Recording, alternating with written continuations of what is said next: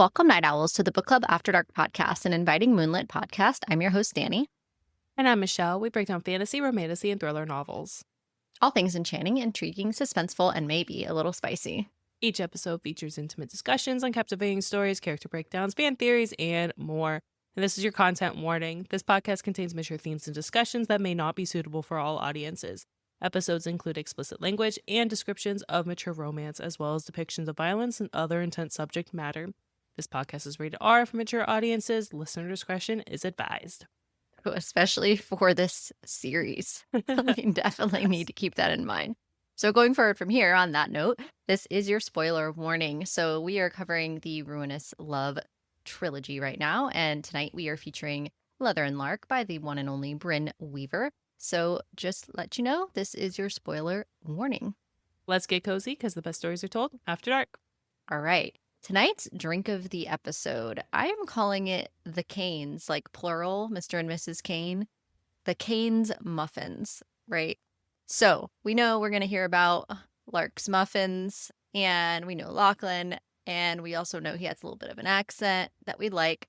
So the name of this comes from that, but also comes from what we've got mixed in. Let me just show you real quick. It's got a really nice color to it.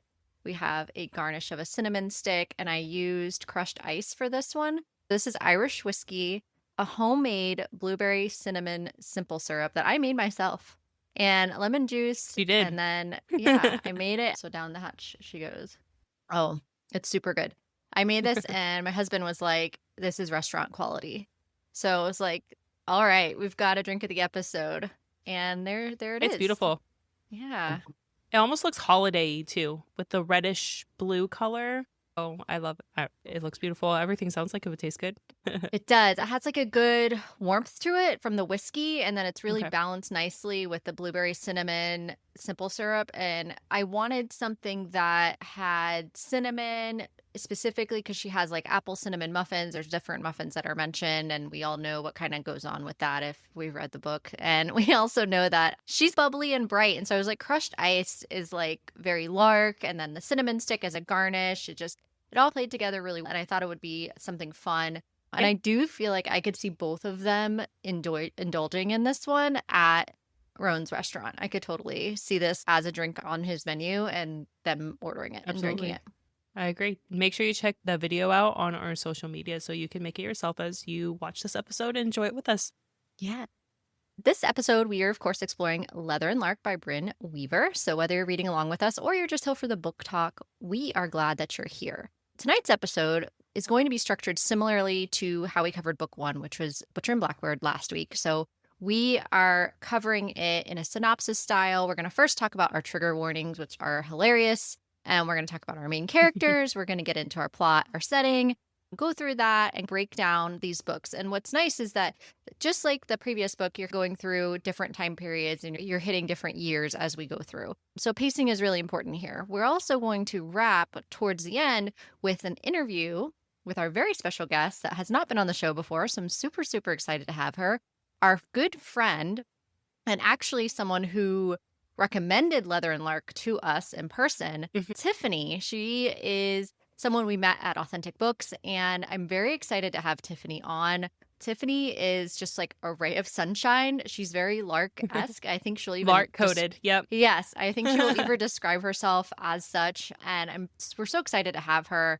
So she'll be joining us to wrap up the episode, and of course we'll finish out with our mystery Q&A and what's next for the show. So stay with us. All right, let's get into our trigger warnings. So this is, again, a dark romantic comedy, meaning the dark, there's a lot of dark here. So here's the list. Eyeballs, but not eye sockets. Very different from Butcher and Blackbird.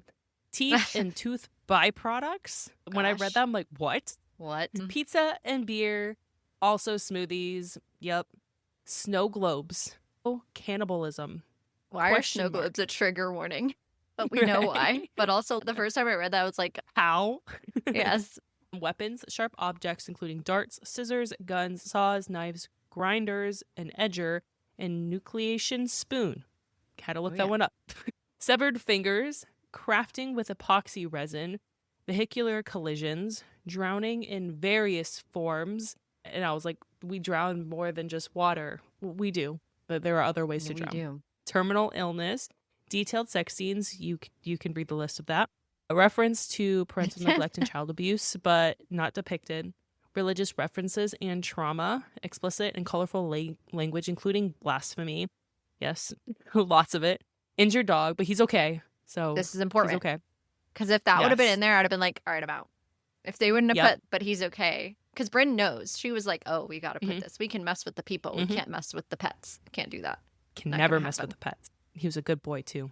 And lots of death, because they're also serial killers, contract killers, unalivers, multiple deleters. I'm sorry. That is the term that Lark likes to call herself. She's not a serial killer. She is a multiple deleter. Get it right. Yeah. Exactly. So I loved this list as I did. And then, of course, we also have, looking at the physical book, you have a really great playlist that's on here.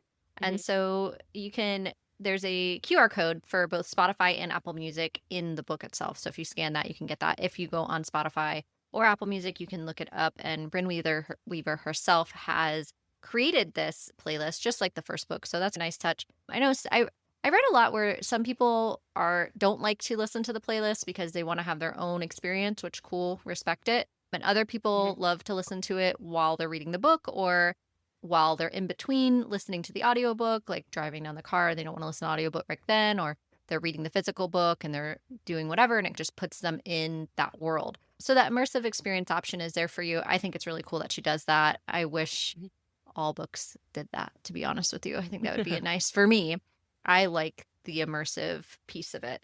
And then where is it? Dedication. For those of you who came here after Butcher and Blackbird ice cream and just read the Leather and Lark triggers and thought, she's not really serious about the pizza, right? This one's for you. Oh, she is. Yeah. She always is serious about it. It's pretty early on, too. That gets ruined pretty early on. I might have ruined pizza and beer, also smoothies, still not sorry. Wow. Hey, Brynne. We forgive you, obviously, because we loved it so much that we decided to cover it, and we're really excited about your next trilogy. So I guess we are gluttons for this type of punishment. I'm not sure what that says about us. So this book is set up very similarly to Butcher and Blackbird. We have our two main characters. We have our female, Lark Montague. She is a singer, but also a multiple deleter of predators specific. She's very specific on who she targets, which is those who target children, ultimately. And then we have Lachlan Kane, who is Rowan's older brother.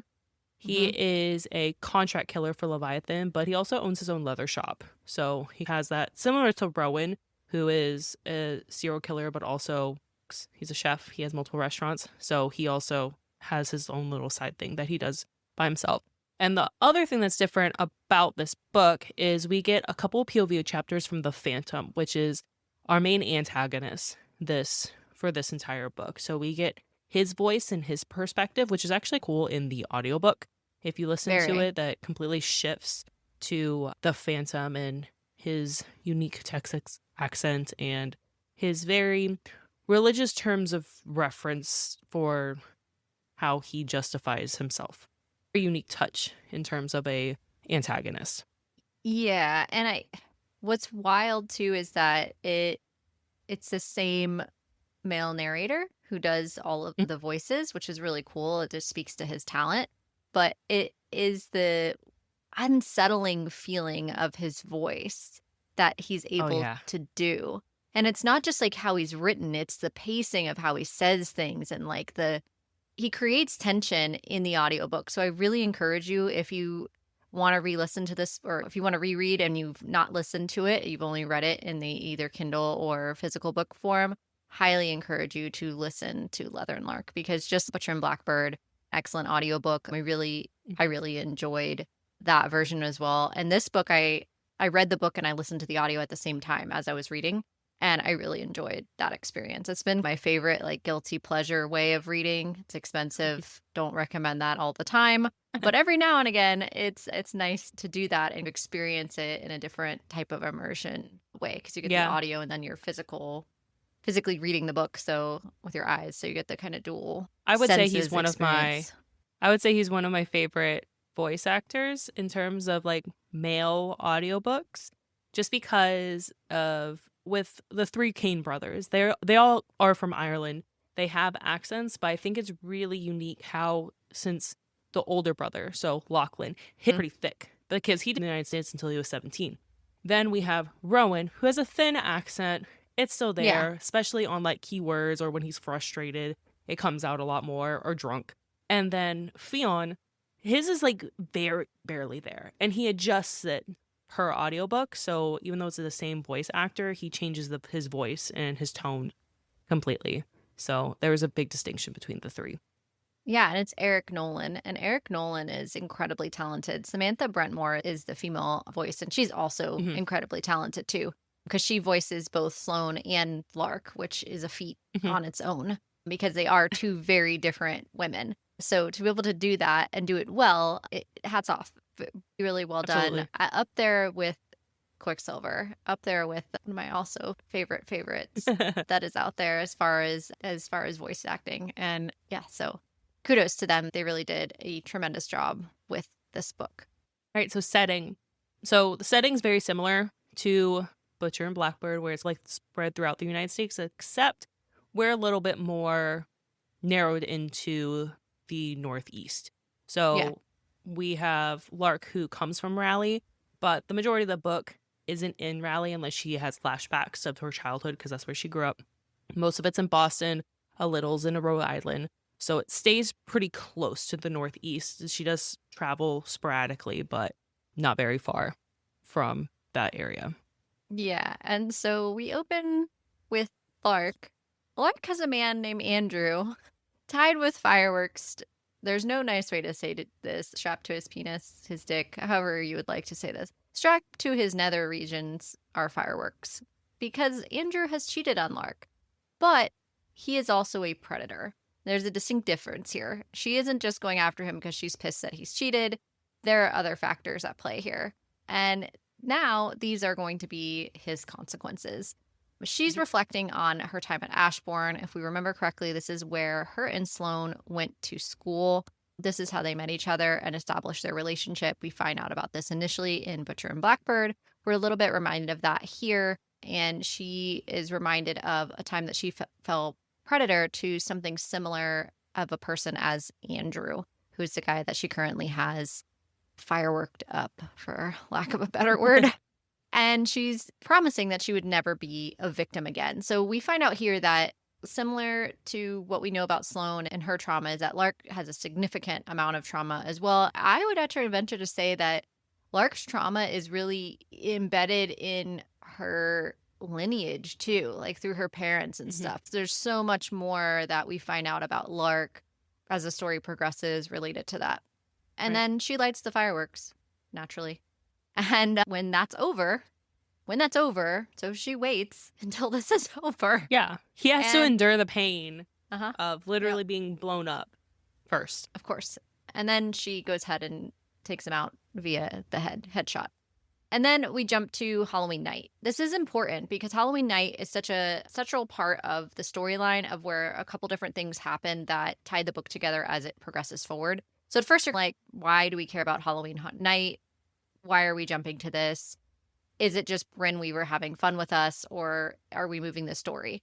And Brynne Weaver loves to have fun with us, but she's almost always pushing the story forward while she's having fun with us. And that is definitely the case here. So Halloween night, Lark is dressed up as Harley Quinn, and her next victim is trapped in a sinking car. She calls for her stepdad to help her out because she's in Rhode Island and she needs a cleaner. So in other words, we find out very early on that her stepfather, for lack of a better term, is in the business. Mafia similar ties, knows how to take care of accidents, can help her out of a bind. So we find this out, that she's able to get through with these types of things, and that she needs a, quote, cleaner, which is somebody who's going to clean up the mess of what she's in, and that this person needs to have scuba gear because she's, whoa, shit, I screwed up, and now, fuck, they're at the bottom and they're sinking, and we need to get this quote unquote victim, because we know that more than likely for Lark, this person definitely deserved whatever they got. We just don't, we're trying to figure that out. And she's just, fuck, I need help. I need help. Well, maybe scuba gear isn't necessary. Maybe a snorkel because it's not that deep of a lake. So she's trying to like negotiate with her dad or stepdad. And he's just, oh my God, fine. I will give you the number of Leviathan. And she does that, gets the whole password, calls in. And this is when she reflects on who he is. The man that's in the car, who's a predator teacher, who she lured over the course of a couple of days. And she hoped to just shoot him in the face. She didn't want to run him into the lake or anything. So it was an accident, little misstep. Didn't go as planned. Yes. No. Her ex was also a serial predator. The guy that she has now is a teacher who is also a predator of young students. Very on theme, very much stemmed to her trauma. And also, she doesn't necessarily kill people who've killed other people, although sometimes they have. She really focuses on people that impose childhood trauma who their victims are kids.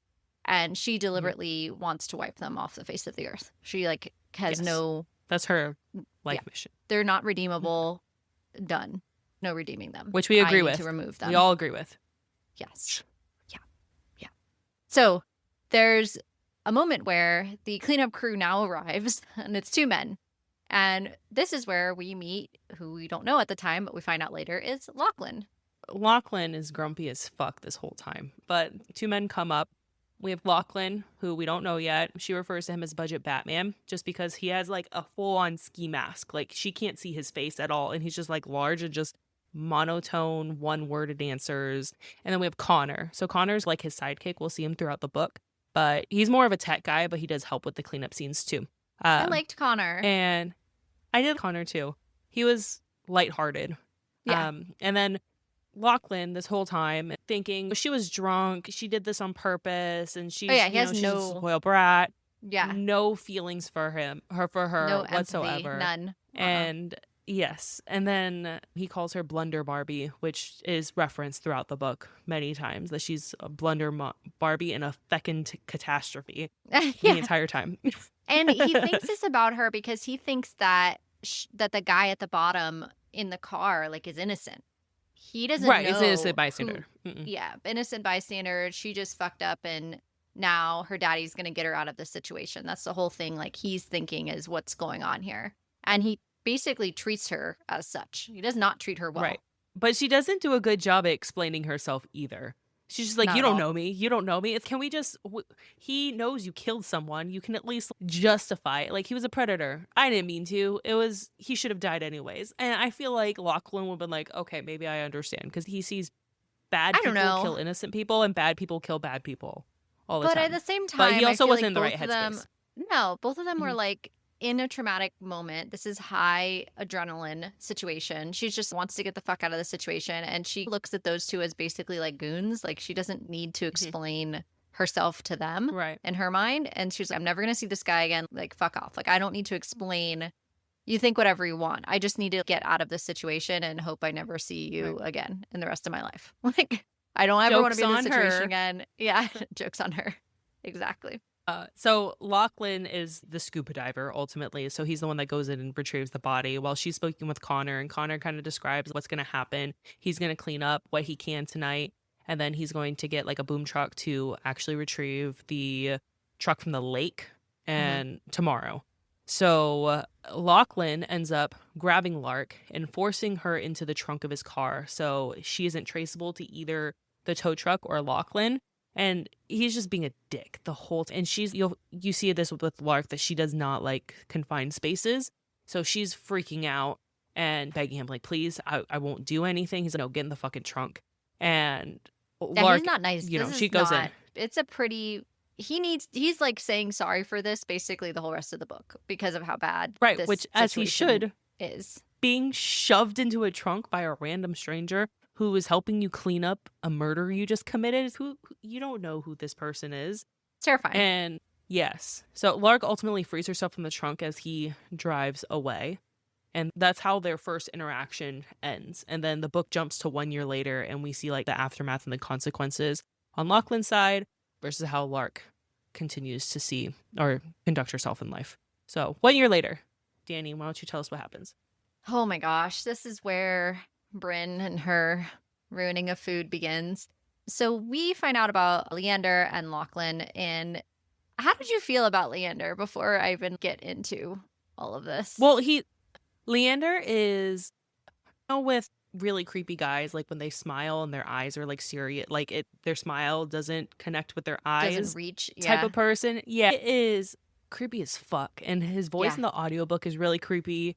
He is just a psychopath, honestly. Oh. But yeah. he's also like a justified psychopath because he's a cleanup crew, so he does bad work for like bad people.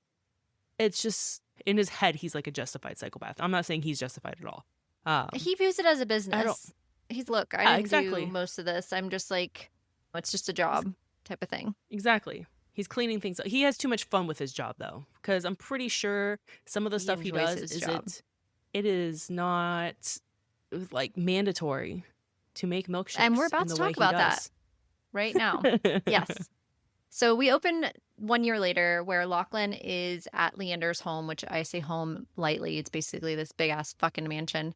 And he has this other guy, Robbie, tied up. And Lachlan is contracted under Leander. Leander is his boss. In more, there's not really a clear way to say that. But basically, he lost a contract last Halloween night, and he has been in debt to Leander ever since. And we know that the contract that he lost is Lark, because Lark got out of the car. She freed herself from the situation, and ever since now, Leander has something over Lachlan because Lachlan didn't complete that job, and he's never not completed a job. So a pizza's delivered to them, pepperoni and meat lovers. It's the night of Rowan's opening of Butcher and Blackbird. So now we have a timeline that connects us to Butcher and Blackbird and the trilogy itself. So now we're at the opening of Butcher and Blackbird. So Lachlan really wants to leave because he wants to go support Rowan. And Leander reminisces about how much the Kane boys have grown since we first met them as boys when they killed their father. So Leander has been with these boys for a long time and has basically been a pseudo father figure. I'm going to use that very lightly. I'm going to very loosely, exactly how I said it. Leander then makes smoothies because Robbie now doesn't have any more teeth. And the reason for that is being held captive and being tortured.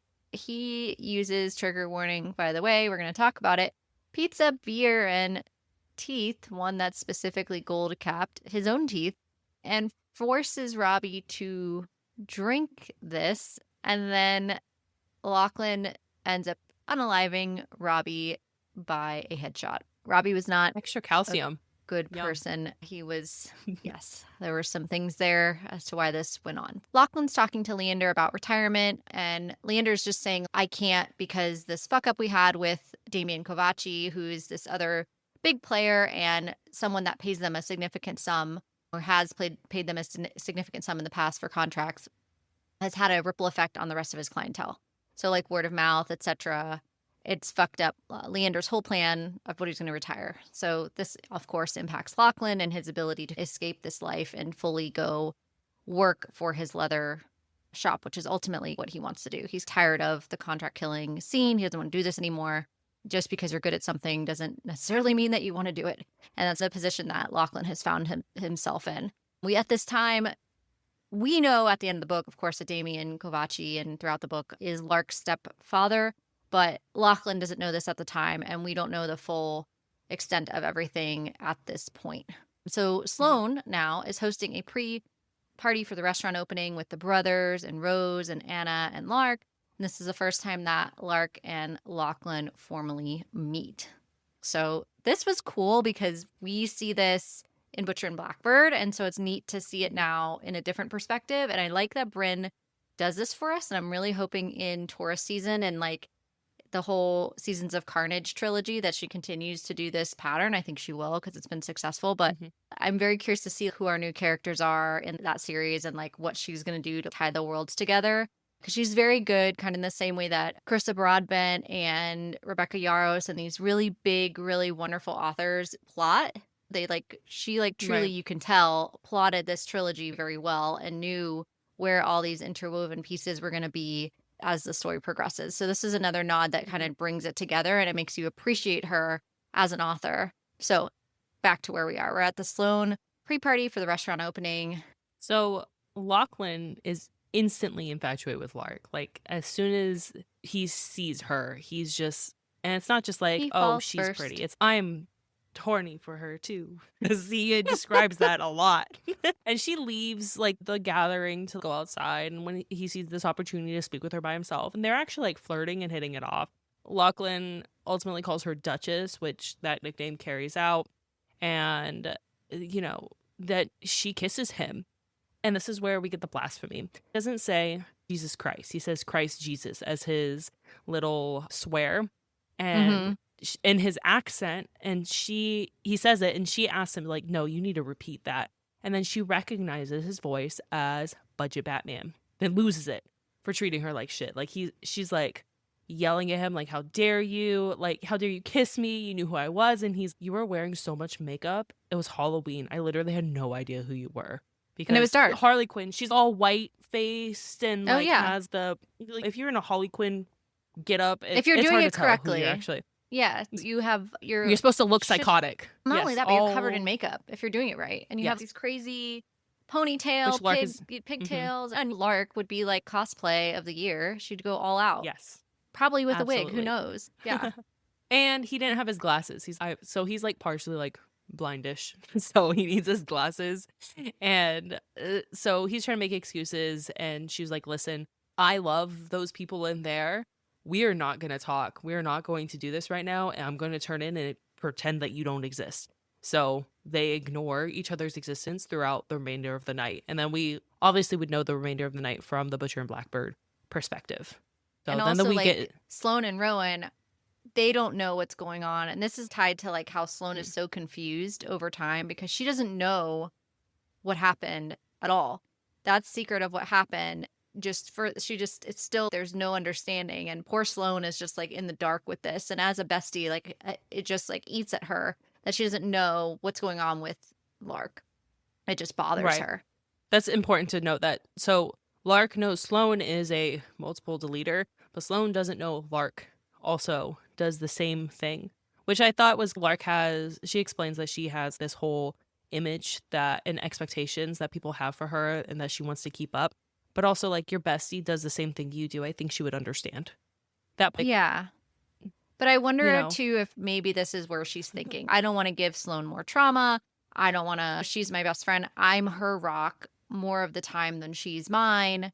I don't want to burden her. Because for Sloan, like, dating is, like, not achievable. Basic, like, things in society socially she can't do. And maybe she didn't want to burden Sloan with this other aspect of her life. But instead of viewing it as give Sloan a chance, she's an adult woman and she can make that choice herself. Let's not really let her be a friend to you too. But Lark is like the sunshine character and she has a really hard time pushing her difficulties on other people. And she struggles with that.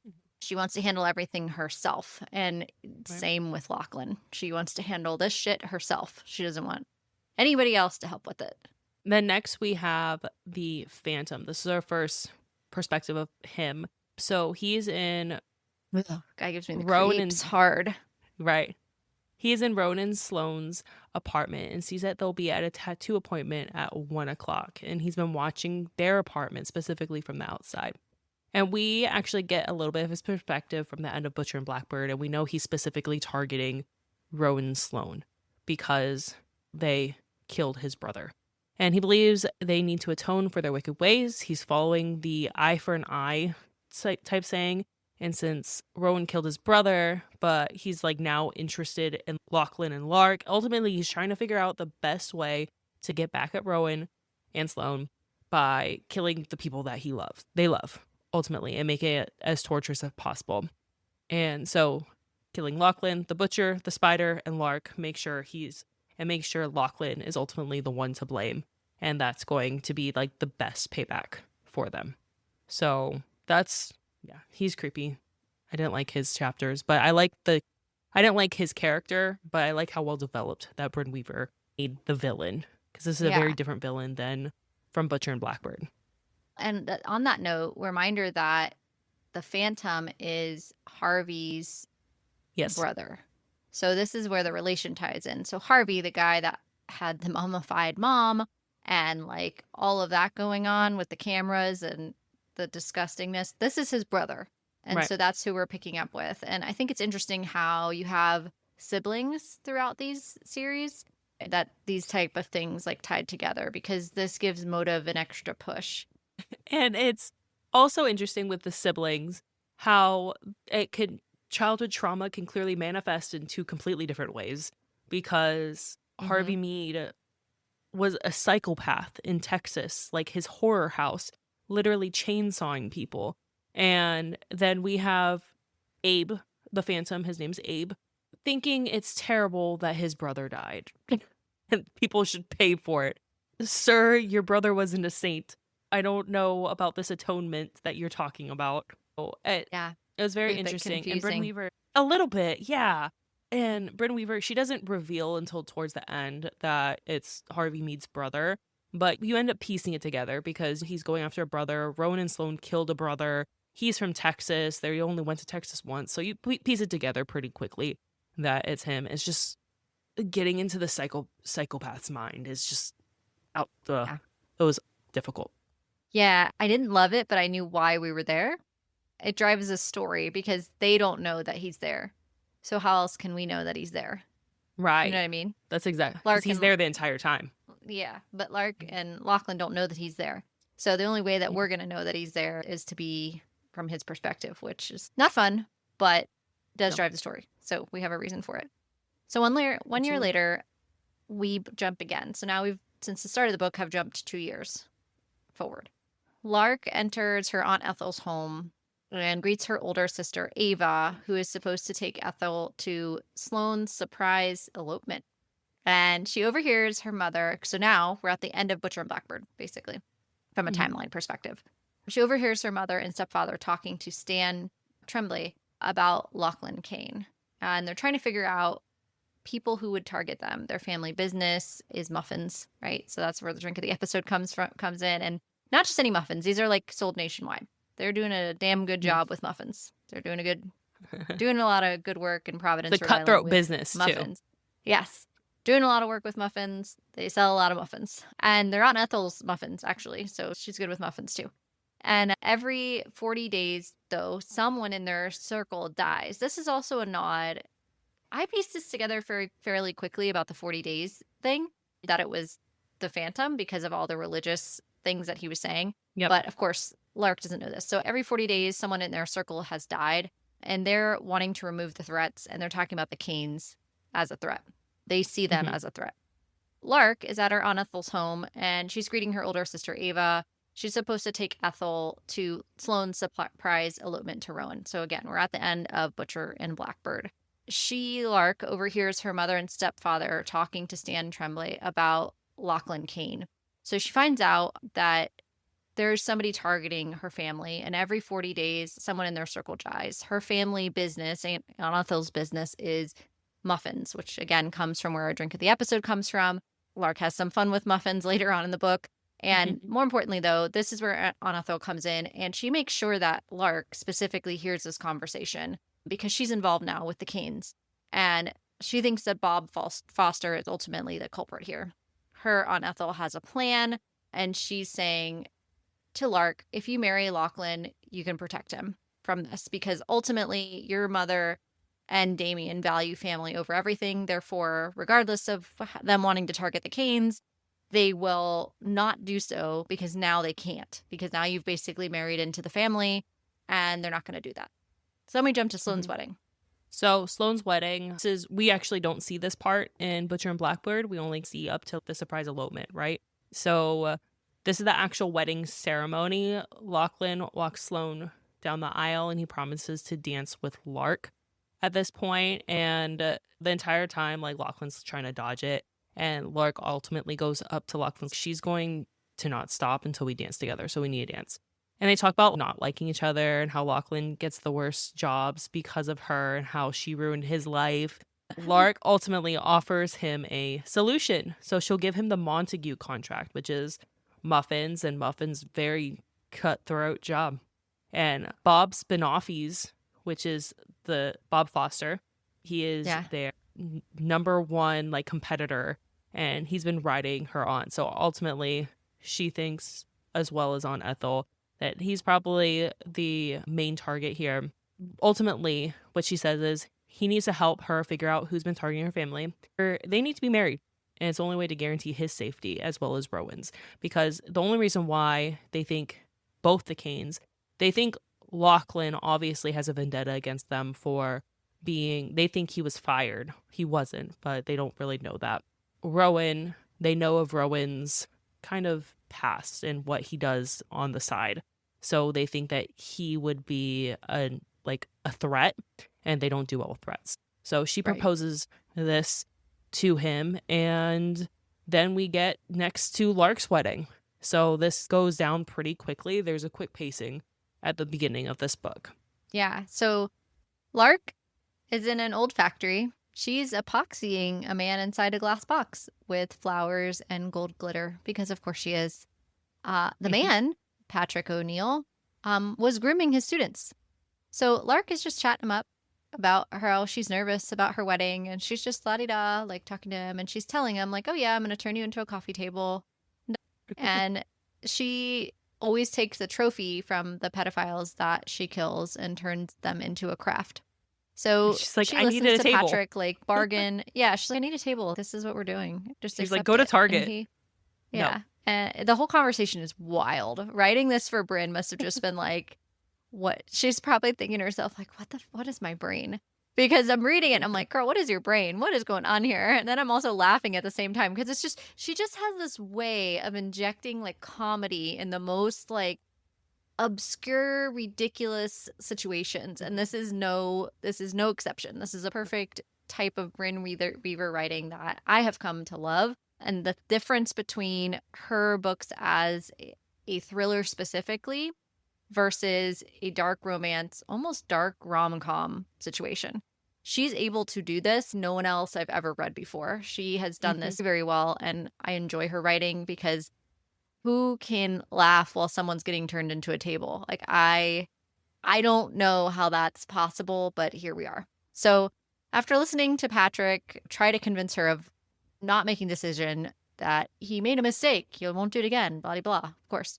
She pours the remainder of the gold epoxy, and then she lists the names as this is happening of every single girl that she knew of that he had harmed until he stops breathing, because this is only names that she knows of, and it's significantly long. So it's further emphasizes that while the people that she unalives were not killers, what they do is, in her mind, worse because they don't take their life, they take their life in another way. So they are murderers. They're murderers of their innocence. And these people can never, ever get over what someone like Patrick O'Neill has done. They can never, ever move on with their life fully. They're always going to have the trauma that Patrick O'Neill has caused the rest of their lives. And so this is why Lark feels justified in what she is doing, and this is what she stands behind.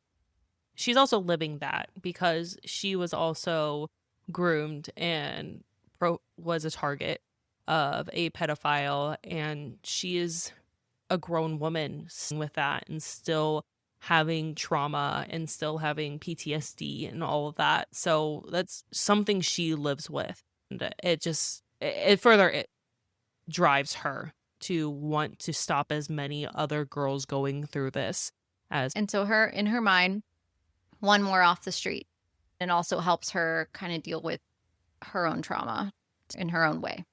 So Lark returns home, and we love a girl with a dog, and she's got a doggy, of course, and we love her doggy. Yes, her and Bentley are now getting ready for her wedding. Sloane questions her decision, and this is where we have Sloane come in being like, what the fuck's going on? Like, why you're marrying Lachlan? Like, why? I just married his brother. What is going on here? She has no idea really what the hell is happening here. Lark just says, you just need to trust me. That's it. So they do. And Ethel gives Lark her wedding ring as a gift. She tells her being in love isn't enough, but it's choosing love that is what makes the marriage work. So they kiss and get married. Obviously, this is an arranged marriage. This isn't like love in any sort of way. But her dog's an American Akita and immediately doesn't love Lachlan so much, but they deal with each other, sort of. Yeah. Lachlan wants to discuss the plan so that they're on the same page. He needs to meet her family. They need to pretend to like each other. And remember, at this point, like, they have not, everything is not good. Like, she has not forgiven him for what happened 2 years prior with the whole car situation. She's doing this for Sloane, in her mind. She's doing this for Sloane. She's doing this to protect Rowan and Sloane because she loves Rowan and Sloane. This is really not about Lachlan, to be very clear. This is not about Lachlan. She has no, like, positive feelings towards the guy. Yeah, she finds him physically attractive, obviously, but other than that, she's not at all interested. And then Lark also needs to meet Leander, but he'll just need business assurance in terms of, like, their marriage, ultimately. He understands that they're probably not in love, but they need to be a little bit more convincing to her parents to make sure that Lachlan is safe. And then as they're having this conversation, Lark is sanding the table that she just made out of Patrick O'Neill. She's just sanding it, trying to make sure it's pretty. And then she realizes that she actually sanded too much and sands the tip of Patrick O'Neill's, like, nose off. And she starts freaking out. And Lachlan notices, like, the smell of a corpse. But she's just like, oh, it's just Bentley. He farted. He's like, you need to change that dog's diet. That's awful. She's like, you just need to get me a cake tin of a star and let me fix this. And she ultimately makes a gold star over his face and seals that up and gets all that taken care of. And then she asks Lachlan to help her take the table upstairs. And he's like, I'm not walking that thing up the stairs. Let's go take the elevator. And she's, like, nervous about the elevator because she knows the elevator isn't really trustworthy. And she didn't want it to break and her to be stuck in there because it's this tight space. But Lachlan's, it's fine. I'll figure it out. But the elevator breaks and the power goes out. Lark has, like, a full-on panic attack. She's, like, cowering in the corner. Bentley stays with her and he's trying to figure out a plan. Listen, I can get you out. The dog has to stay for, like, an hour or so until I can figure out how to solve, like, to fix the motor and all that. She's, no, I'm going to stay in the elevator. You just go. And she's, like, freaking out the entire time until he gets it working. And when they finally make it up to the apartment, Lark dismisses Lachlan and he sees that she's clearly been crying, like an old wound has been ripped open. So he sees that this isn't, like, a normal response of someone and that there's something off. And he's compassionate about it too. Like, he's not a dick. That night in Halloween, like, on Halloween, he was a dick. But, like, naturally, he does care that she's, like, a person. And Lachlan then texts Sloane, hoping for some information on Lark's issues with, like, dark and closed spaces. And basically, Sloane's, fuck off. Figure out your marriage. You guys don't want to tell me anything. I don't want to help you. Come to my advice, And then she's just read a romance book and, talk to your wife. And Rowan also texts him, like, hey, you pissed her off. She's ranting now. Go protect your eyes because this isn't good. So he's getting 2 side conversations. I actually did like the texting of this series too. I thought that was fun because it adds personality to them too. Fun. And Lachlan takes her advice. He's, like, trying to be better because he understands he did fuck up and he wants to make it better. And he knows that Lark is sacrificing a lot of herself to protect him and his brother. So he respects that. Lachlan then texts Sloane, hey, can we meet at Butcher and Blackbird? I want to go with Lark, but I think you and Rowan need to be there. It's just so she doesn't, like... And they have lunch, all 4 of them, and one of Lachlan's exes appear. Or so Lark thinks it's one of Rowan's exes because that's how she presents herself. And this is Claire. And the last time they saw each other was Halloween 2 years ago. So Lark immediately, she's like, Halloween 2 years ago. He was a dick. He told me he didn't want to leave a Halloween party. And there's this girl here who's pretty and bitchy. And once Claire leaves, Lark is just going to go too. And Rowan and Sloane are like, you better get your wife before she cuts her. You better go get her right now. And he's like, what are you talking about? She's artsy and happy. Like, why would she cut someone? They're like, no, you got to go. And Lachlan finally finds her. And she's literally stalking Claire down an alleyway. And Lachlan has to, like, grip her throat. What the fuck are you doing? you can't, what was your plan? And she's, maybe I would have glitter bombed her home. Yeah, which she has done before because she did that to Rowan when Rowan told Sloane that she was unlovable at the very end of Butcher and Blackbird. And Lark ultimately says she's the reason why you didn't want to go, or you didn't want to leave the party and you were all pissy. And he's, yeah, but it's honestly because of Fionn. Claire broke Fionn's heart and he proposed. She broke up with him and he didn't want to leave him because he was such a hot mess, because Halloween night 2 years ago was the first time Fionn saw Claire since the breakup. So she realizes, oh, she's not an ex. Like, this is a brother thing. There's something deeper there. And I think, like, this is the point where they're realizing there's more to the other. I feel like emotional, like the walls are starting to break down just a little bit more. Lachlan is opening up more than she is at this point. And then Lachlan has more questions about Lark's past. He goes back home, starts researching because this is it. She likes glitter and cutting people. That this doesn't make sense. And he goes through all of her stuff. And she is obsessed with Keanu Reeves this entire time. She loves movies. She does movie Keanu references, Reeves, but especially Keanu movies. And he goes into her room. He finds the Constantine movie poster and finds a hole in the drywall. And he collected all the items that were in the drywall. And when she gets back, because she had to walk off whatever steam she had, she gets back, he demands they talk. And he asks her, this is where the snow globe comes in. He asked her about, like, the coaster that is there. It's a leather coaster. Remember, he works with leather. So he sees this is leather work. He also probably human knows leather. what kind of leather this is. Yeah. And there's maracas. And they're just maracas. What are you talking about? And he crushes them. And there's human teeth in there. And there's also a jar with a ring on the finger and a snow globe. And every time she's, like, making excuses. He didn't deserve the ring. And he's like, so you cut off the whole finger? What? And that's exactly what I did. And this is where she clarifies that she's a multiple deleter. And this is her collection of things. And she begins to, like, ramble nervously and fearfully, too, because she hasn't talked to anyone about this. This is the first time her secret's been exposed. Yeah. And she's deleted 10 men, ultimately. At first, she's 8. She's maybe 9. Actually, there's this other guy. So 10 other at this point in the book. There's obviously going to be more. Yeah. Because we're still, not even halfway through yet. No. Nope.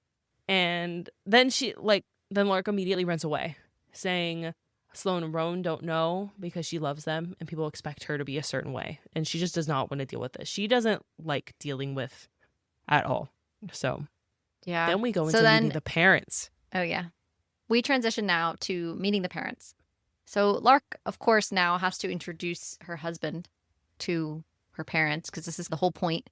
Lachlan intentionally makes his Irish accent thicker to charm her family even further. Ethel basically explains, I wanted to see Lark get married and be happy, so she's basically doing this for me so that I can see her be happy before, because that's why it's so rushed. They rushed it because they wanted to do it before I passed. They talk about their first meeting, and they lie about how they spent time together, and then they start to talk about a contract with Leviathan. Lark acts as Ethel's chief security officer.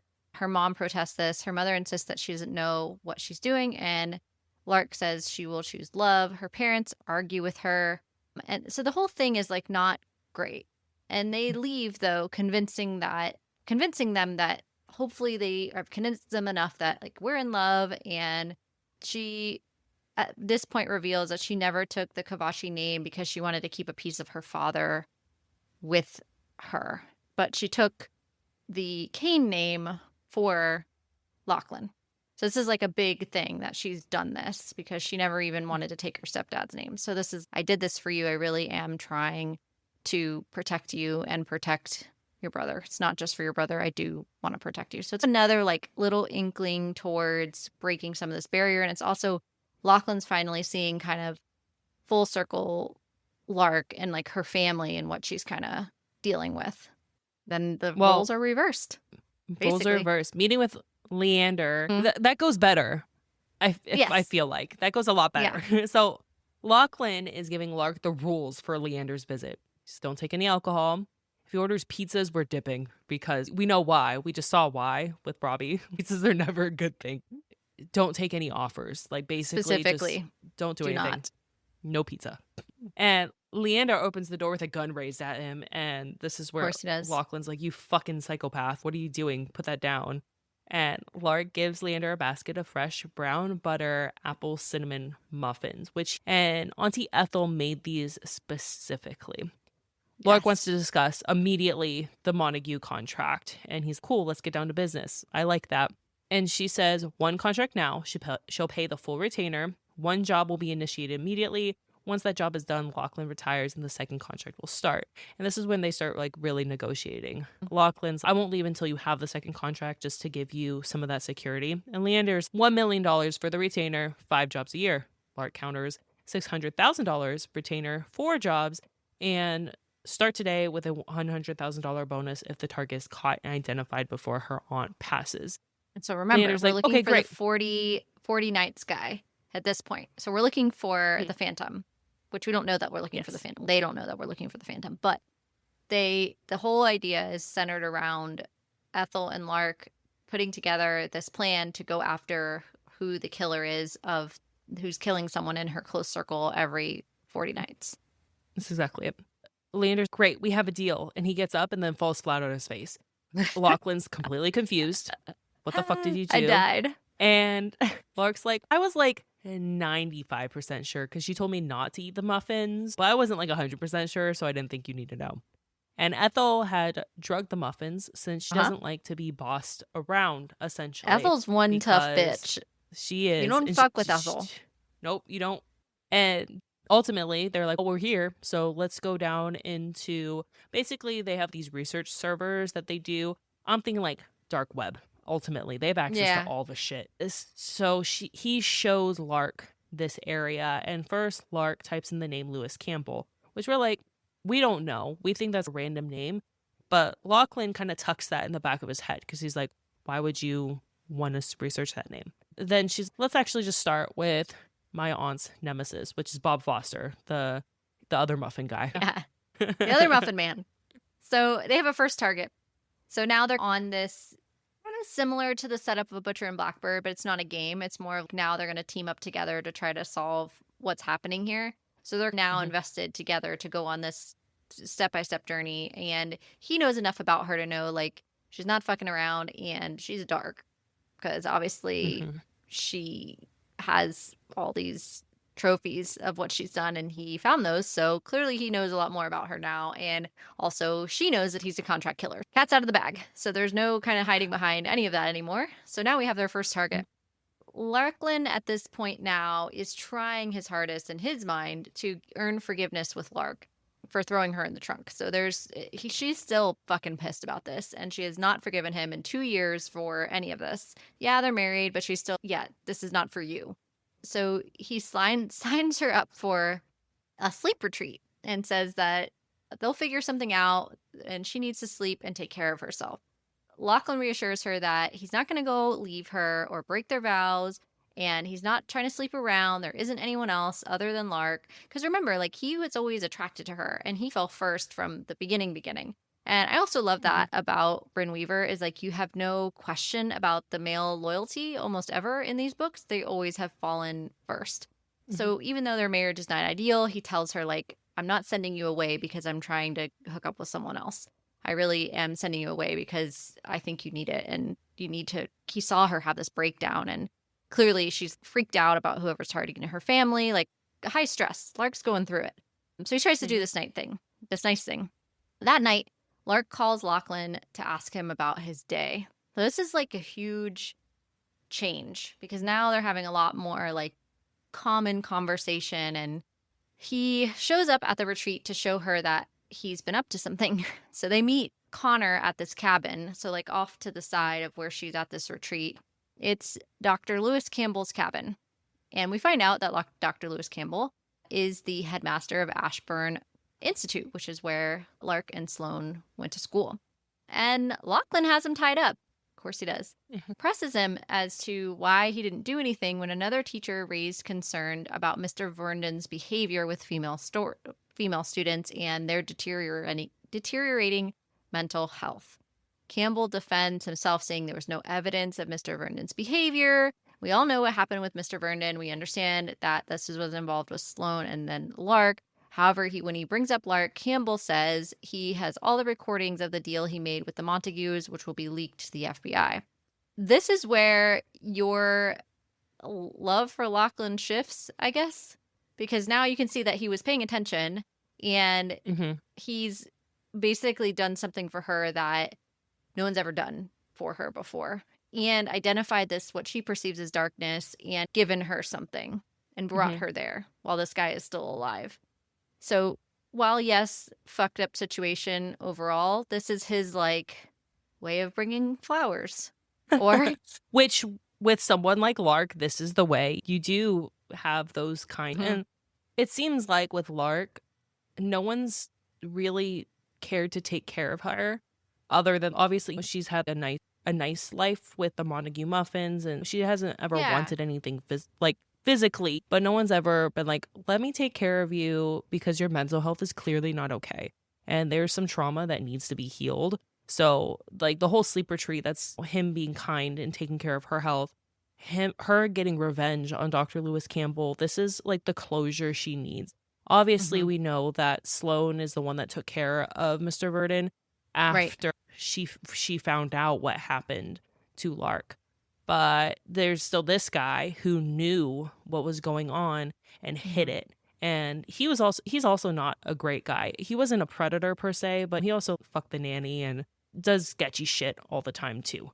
So he's not great either. And he just looked the other way when... Yeah, exactly. He protected a predator. And equally damning. Correct. Especially in Lark's mind, because she's like, the fuck? Like, you knew and you allowed him to stay. Even with every single complaint that you got, you knew. Multiple teachers. Wild. Yeah. Disgusting. So, Lark enters with a present from Lachlan, which is gold glitter and gold thread. And if you remember correctly, we saw gold thread on Natalie's cake. So I love that touch that Natalie added that in, because it is very specific to this book, and she went all out and she included that gold thread on her cake. And this is where we see that gold thread. So Lark enters with a present from Lachlan, gold glitter, gold thread, and polished knives. And this gets pretty graphic, y'all, because she just starts to show his mouth shut, because I'm done listening to your lies. I'm done with this conversation. And no, there's no numbing agent, folks. It's designed for him to feel pain. So she gets her creative arts and her craft supplies, and she gets to be able to start to take care of her own trauma this way. And she explains what Mr. Vernon was doing to her. And this is just a very cathartic experience for her, as she's able to get this out of everything that has happened. And she talks about how Sloane made her realize that it is possible to slay demons. And this is how her brain works. And this whole time you have to remember Lachlan's in the room.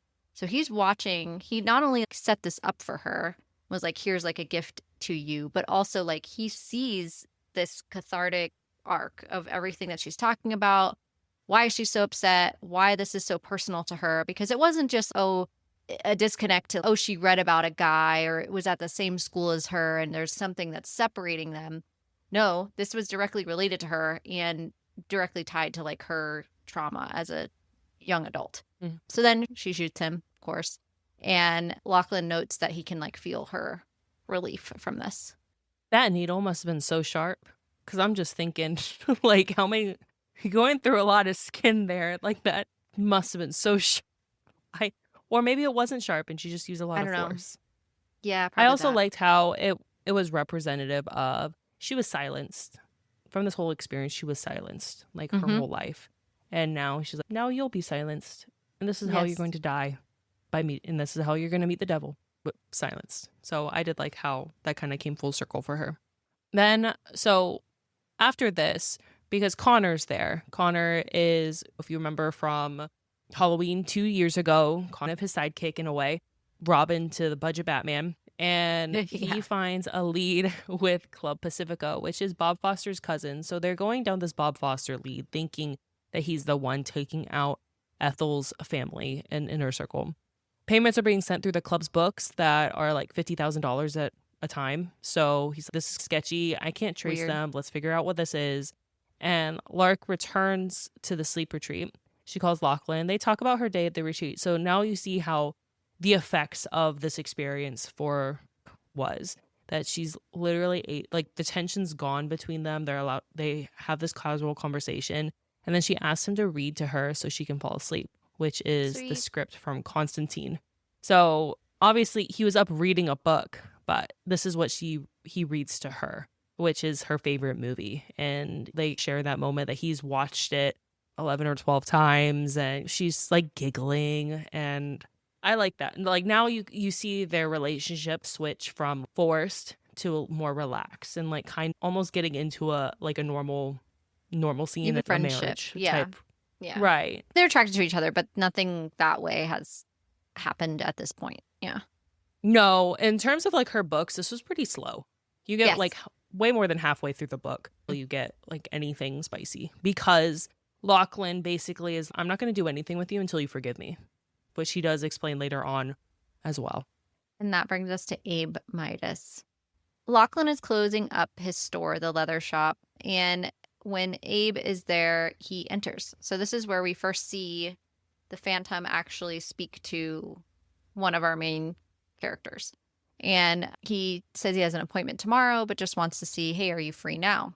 He has a saddle that was passed down from his grandfather, and he wants to know if he is able to redesign, if he can make it nice or whatever.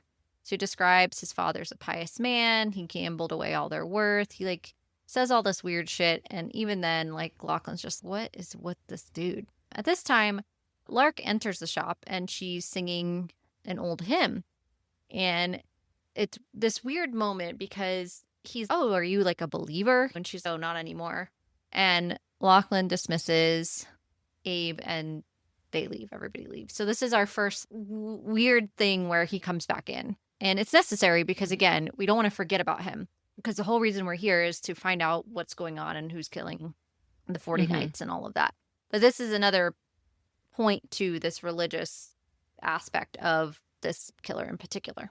Yeah, that's very core in his personality, that he just cherry picks scripture and just throws it at people, which Lark does make a comment about, and she's definitely uncomfortable with like his conversation, but she's too polite to say anything, so she just smiles. So, and we know why. The fuck? It actually linked when she says not anymore, it actually links later on because that actually has to deal with a traumatic story in her past. So next, ultimately they leave because they have plans, because they need to go to Club Pacifico to figure out what's been going on in their books. And Lark waits in Lachlan's truck or car and realizes his audiobook is playing a romantic scene. So this is where this part. We see that he has been reading romance and he likes specific scenes, very backdoor action-y in terms of spice, which Sloane, so Lark texts Sloane and Sloane's shocked that he listened to her advice, which is funny. And when Lachlan returns, Lark's like teasing about the book and he's just completely not shame, but he's just embarrassed that she heard it. Caught, it's like the equivalent of the memes where they're like, if I get in a car accident, make sure someone turns off my audiobook because the door flies open and like, of course, like the most spiciest scene ever. He beeped and the beep and the beep. Yeah, basically. Exactly. Or if someone's listening to our show and they get it, I'm really sorry. I'm sorry. That will never but also happen. not. No. But pause it. Then, so they ended up driving to the club and to find more information about the money. They enter the club and they immediately find the office, and Lark finds an invoice for $50,000 to a contracting company ultimately. So that kind of dismisses that. But they have to quickly hide because someone's about to come in, and they hide in this dark closet. This is where Lachlan has to keep Lark calm until the man leaves. So he's like holding her mouth, like trying to soothe her, because he knows like she has panic attacks when she's in confined spaces. And Lark realizes how much she really wants him there, and more than a kiss to the temple, because he does kiss her to like soothe her. And Lachlan declines her until he knows she forgives him. And this hurts her, but also respect. He's not going to just have sex with her, even though that's his wife. To be intimate Lark needs to forgive him. They go back to the club. Sloane actually texts Lark that there's an open investigation of Dr. Campbell's disappearance, and she hints that maybe Lark is more like herself. And she even tells her, like, I will love you all the same if you are, and I'd love if you'd, like, tell me about it. Says, I would love that if they could do that. So this is where this is the second disappearance that's coincidental, where you're connected to the person. Yeah. So she's on the trail, but she doesn't accuse her of anything. And then Lachlan comes up, tells Lark about his upbringing in Boston, how he grew up very close to the club that they're actually at. And he owes Leander a lot for getting him and his brothers an apartment, giving Lachlan a job at 17 while the boys finish school. And Lark confesses to him that the home invasion is why her dad is gone. Her mom walks with a limp, and why she doesn't like confined spaces. Right. So that was another traumatic experience for her. And she recounts the invasion and says after that she never prayed again, even at Ashbourne when she was going through all of her trauma there. So again, they're opening up a lot about each other, and the walls are coming down with them, and they're being a little bit more intimate in terms of like their emotions. So then they leave, and a part of Lark feels healed after this day. Now get to the show. The show is a good one. Oh my God. Why am I always on the spice? I swear to God. Okay, so this is our first spicy moment. And when I tell you that this was very well written and just, it was done well, like still with class, but also still very Brynne Weaver and believable, especially for these characters. I don't know that this could be done. It can be done in other ways, but I liked the way that this was done because Lark is an artist and she's a singer. Pre-show, Lachlan gives her a gift. It's a leather and golden accessory that is like part of a strap that goes around her chest, and her gift to him is her stage outfit. So she wears this nice thing, right? And she gives him a box, and you can't open this until I'm on stage. That's like the rule. So they're like getting more acquainted with each other now. A lot more feelings are happening, and her new song is called Ruinous Love. And so here we go. We have a nod from Brynne Weaver of the title of the trilogy. So obviously she knew before she even wrote Leather and Lark that the title of the trilogy would be Ruinous Love, and that all this would like flow together. And my thought is like she likely writes all of these at one time. Obviously not in one sitting, but of course, because I would take She definitely months, plans them out. She plans them all out, and that's how she comes up with her titles. So also there's a song actually that was written specifically for Leather and Lark. It's on the playlist, Ruinous Love. So if you go on Spotify, you can actually listen to this song. As Lachlan listens, he realizes he's in love with her. And then he really feels it from her at this point. The next song, Lark tells Lachlan to open the box. And Lark is wearing a underwear vibrator. Woohoo! Good for her. Lachlan has the controller for it. And he realizes this because at first he's, what the fuck? And then he's, oh. And Lachlan controls it until the end of the song. And the way that the tension is written in this, and this idea of like voyeurism of everyone else having an idea. She's in a very public space, but they don't know for sure. And like they know they have this secret that's happening, and this tension that's leading up to this is very well written. It's done well. I could see it as a scene in a movie. So if this were to be picked up the same way Butcher and Blackbird, I think this would be such an iconic part of Lark and Lachlan's story. And I really loved this scene. I thought it was very well done. And for it being true to the characters, I thought it really was, because we know that Lark is the more outgoing, adventurous one who's going to do something a little bit wild that's going to push Lachlan just a little bit out of his comfort zone, and just he'll still do it, but it's only because it's her. And so this is where that kind of happens, to where he's the fuck and then he's also loves it at the same time. But Lark doesn't realize this. She thinks that she's pushed him too far, that she's unlovable, and she doesn't realize what's going on. And she's like in the bathroom crying. She like leaves the stage and she can't find him. She's like looking for him. She like doesn't see him anywhere in the crowd. She's like, oh my God, this was too much for him. I'm too much. Like she just has this whole, she really has a lot of anxiety, and she's dealing with so much of it. And this is where we have that situation happen. And she's now in the bathroom crying because she can't find Lachlan, and she thinks that he like left her there. And she's traumatized by this. She thinks that he's not interested and that this was like a fluke situation. And She's embarrassed herself. But this couldn't be Mhm. further from the truth because Lachlan has texted her. Lachlan's waiting for her in her dressing room, and he like comes in the bathroom. He's, "The fuck are you doing?" Quite literally is what exactly he says to her. "What the fuck are you doing?" And he says it in his accent and the whole Thick deal. accent. Oh yeah. And she's, "I thought that," and he's, "You thought what? I texted to check your phone, woman. What are you talking about?" And she's like, "Oh." There's this whole dialogue of what happens here, and he's, "Look, you and I are not going to hook up in a bathroom. Sorry, it's not going to happen. So we need to get in the car and we need to do this properly. We're going to go back home to our home." Mhm. So we find out that this can go on for quite some time, and it does. Yeah. Yes.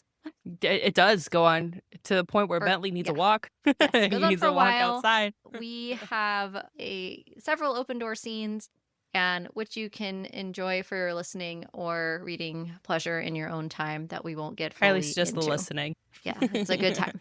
But after the walk is important because Bentley needs his Lachlan walk. returns. Yep. Lachlan returns. She's asleep, and he slips into bed and wakes her up, and they chat. And this is where she confesses that the smell the first day wasn't Bentley's farts because he was like, "Yeah, you got to change that dog's food." He's actually, that wasn't him. It was Yeah. the dead guy in the coffee table. He's the what? In What the where? fuck? Yeah. It's like the dead guy. I just trimmed his nose off. It's fine. It's fine.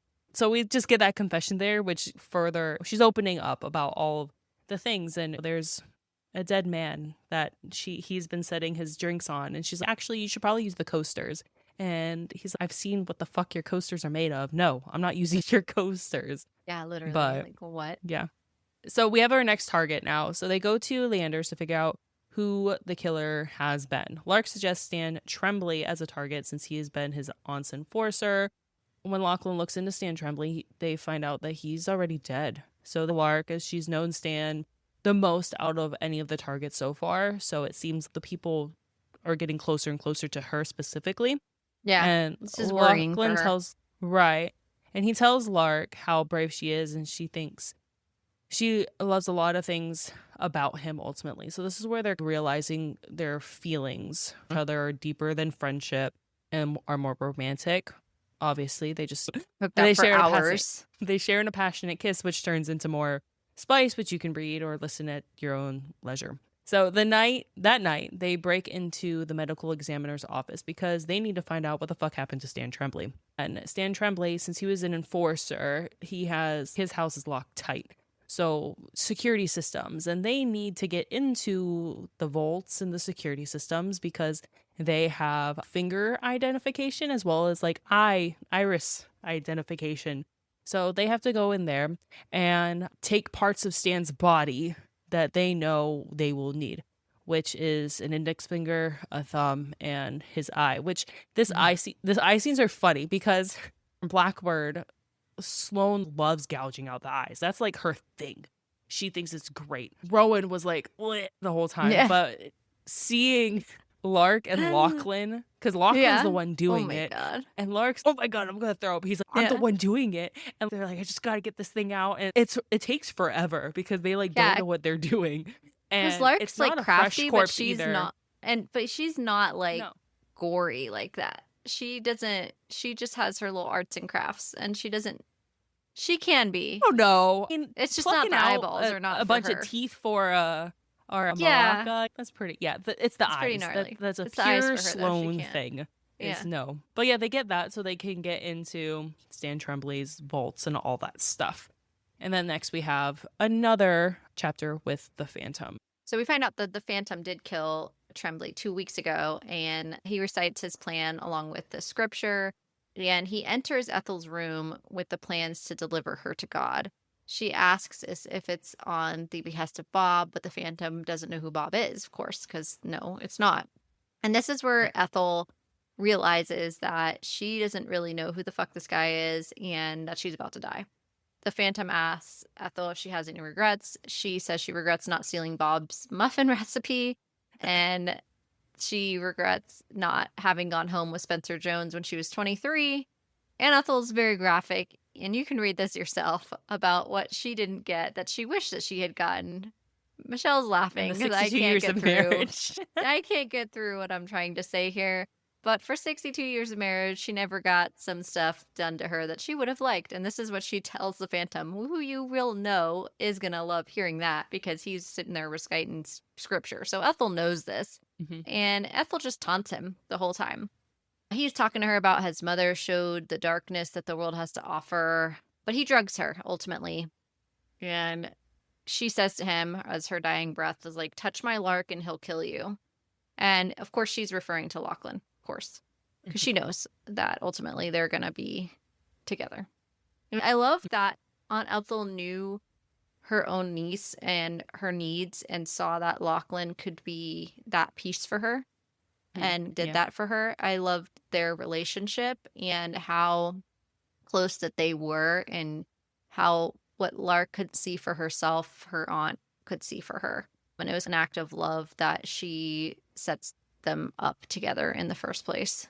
I agree. And that is not the last we see of the Phantom because he comes back.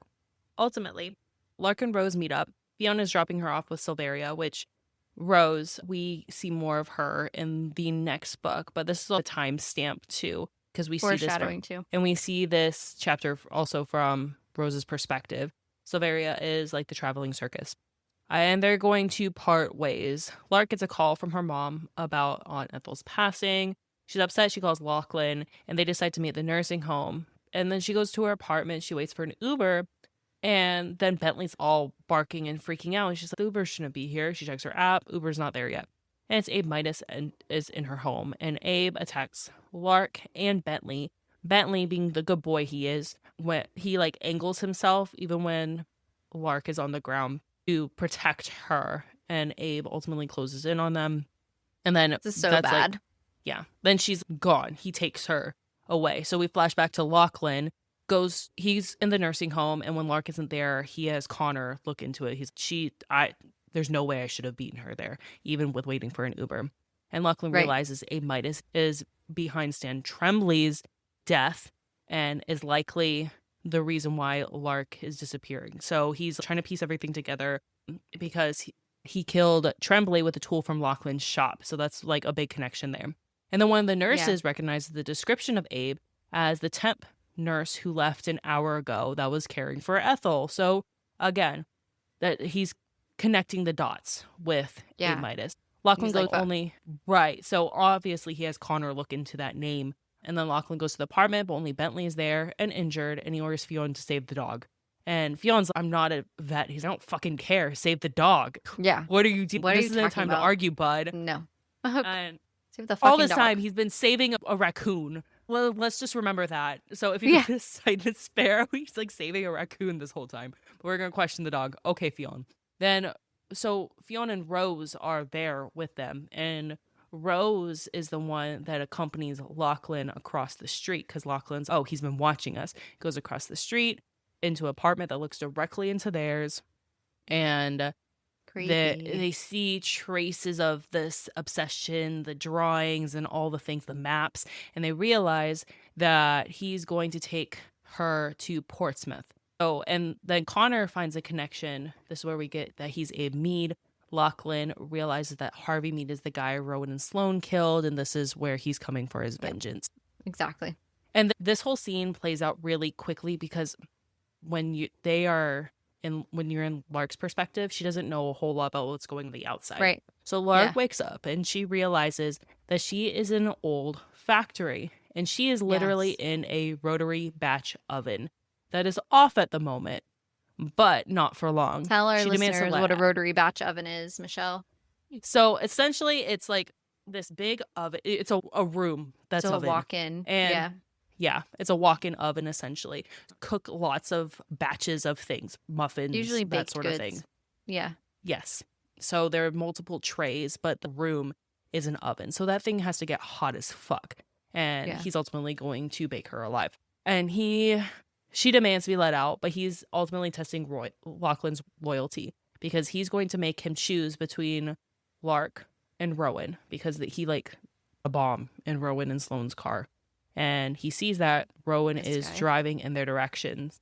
And he threatens to send blackmail to the FBI, damning Lachlan for the murders of Stan Tremblay, Christian Covinci, and Kelly Ellis. So he's trying to like fuck everything up. And then what we don't see is Lachlan already called Rowan and they got the fuck out of that car. They're like, we're not testing that shit. And then Lachlan appears and tries to get Lark out. He has to choose. However, Lark ultimately makes the decision for him. So Lark's like, you're not going to choose. I'm not going to make you choose. I'm going to just make this easy for you, which he gets pissed about, obviously. Yeah.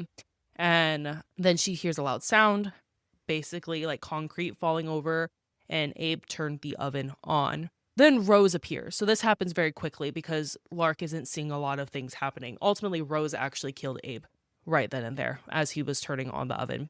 And Lachlan shoots the door open, freeing Lark, and then Lachlan ends up scolding her for not letting him choose her since she is his person. Yeah, but let's talk about Rose and the badass that she is, because holy shit. She's just like, how dare you? No. That's her bestie. That's her friend. Gone. And she's not having it. No.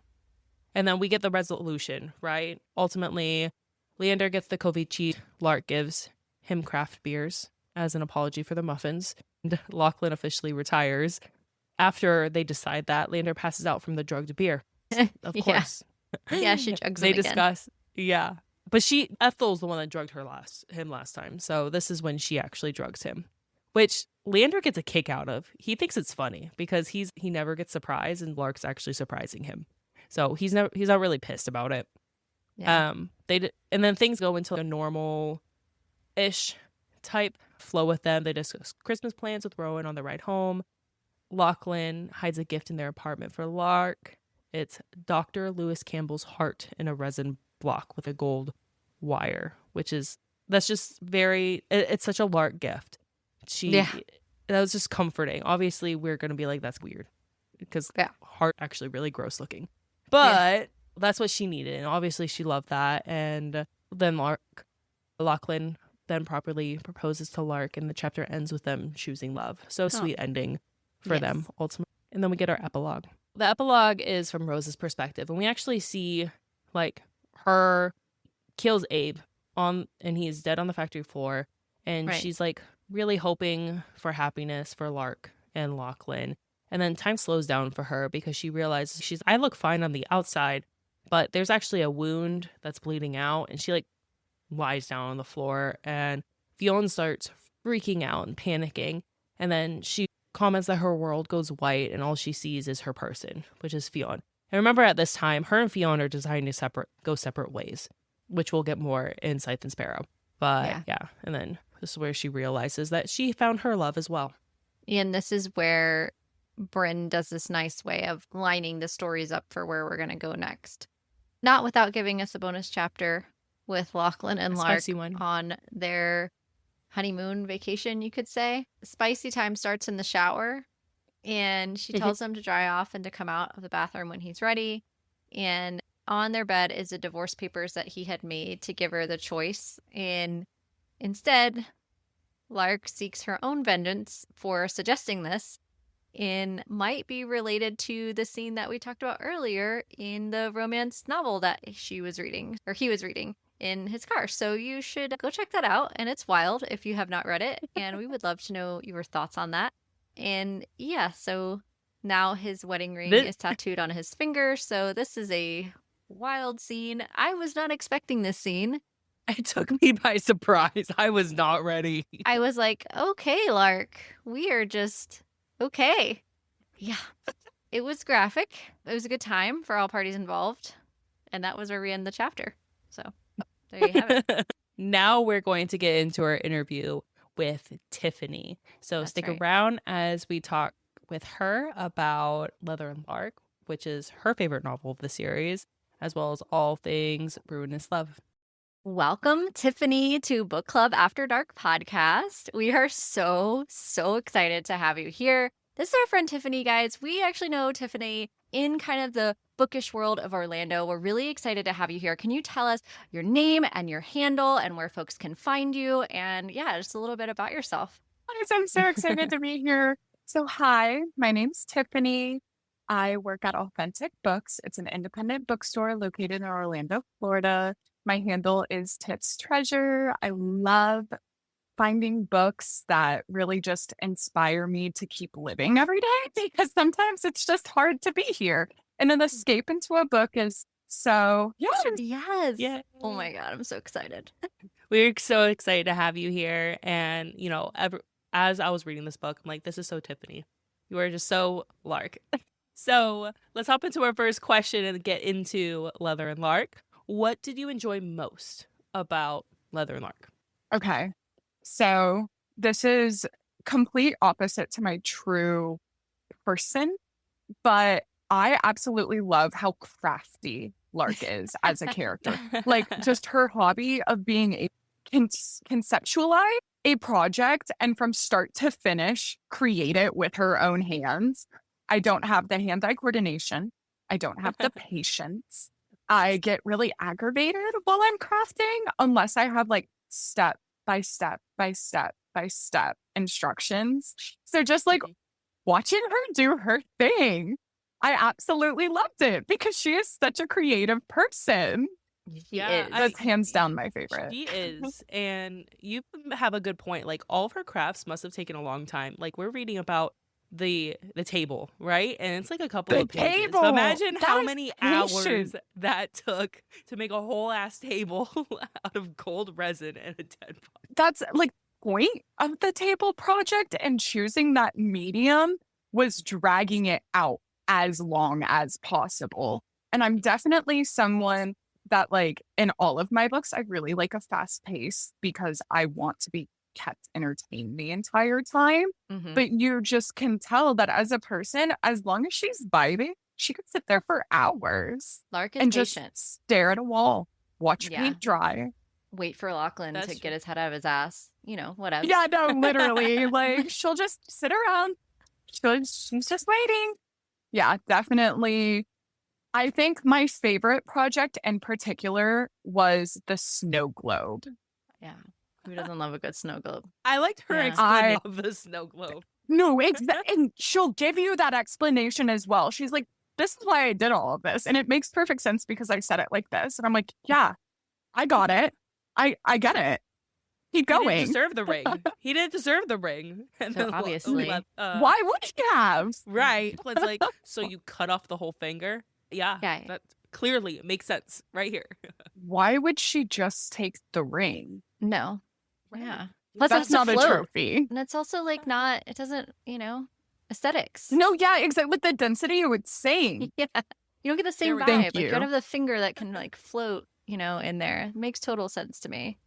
Right. If there was a drink that had lady fingers and they were like, yeah. this is a look inspired drink. I'm like, okay, thank you.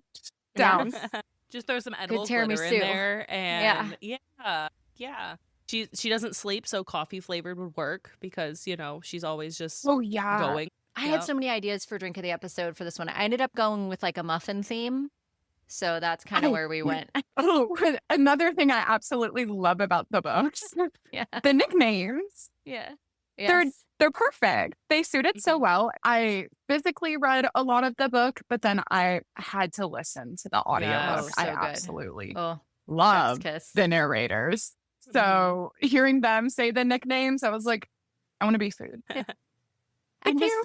and they sounded so good, right? So Mhm. that kind of leads me into, we're a little bit kind of talked about it, and you kind of talked about it in your intro, but I want you to like talk to us a little bit about something that kind of drew us to you in the first place, which was like your passion for books and how we actually ended up really wanting to cover Butcher and Blackbird this in the Ruinous Love trilogy is actually from talking to you and meeting you in person at Authentic Books.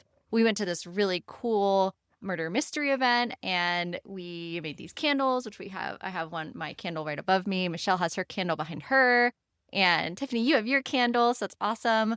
Yeah, so tell us a little bit about your passion for books and what it's like to work at an indie bookstore, and let us know, like, what are the deets and what's your whole thoughts on that? No, honestly, we just got to take a moment and be so thankful. I have the coolest mom in the world because from the youngest I can even remember, she was always reading. There is always a nook at the time. I think that's what she read when I was younger, but she would have a nook in her lap because she never liked physical books. Oh yeah. I mean, I'm sure she did before me, but then like they kind of just became an inconvenience when you were carrying around a child versus she could have her device and have all of her books and be on the go. She read a lot of fan fiction. So like I grew up reading Twilight fan fiction over her shoulder. Oh. Wow. And then Okay. I obviously had to eventually find my own books because she realized I could read that well.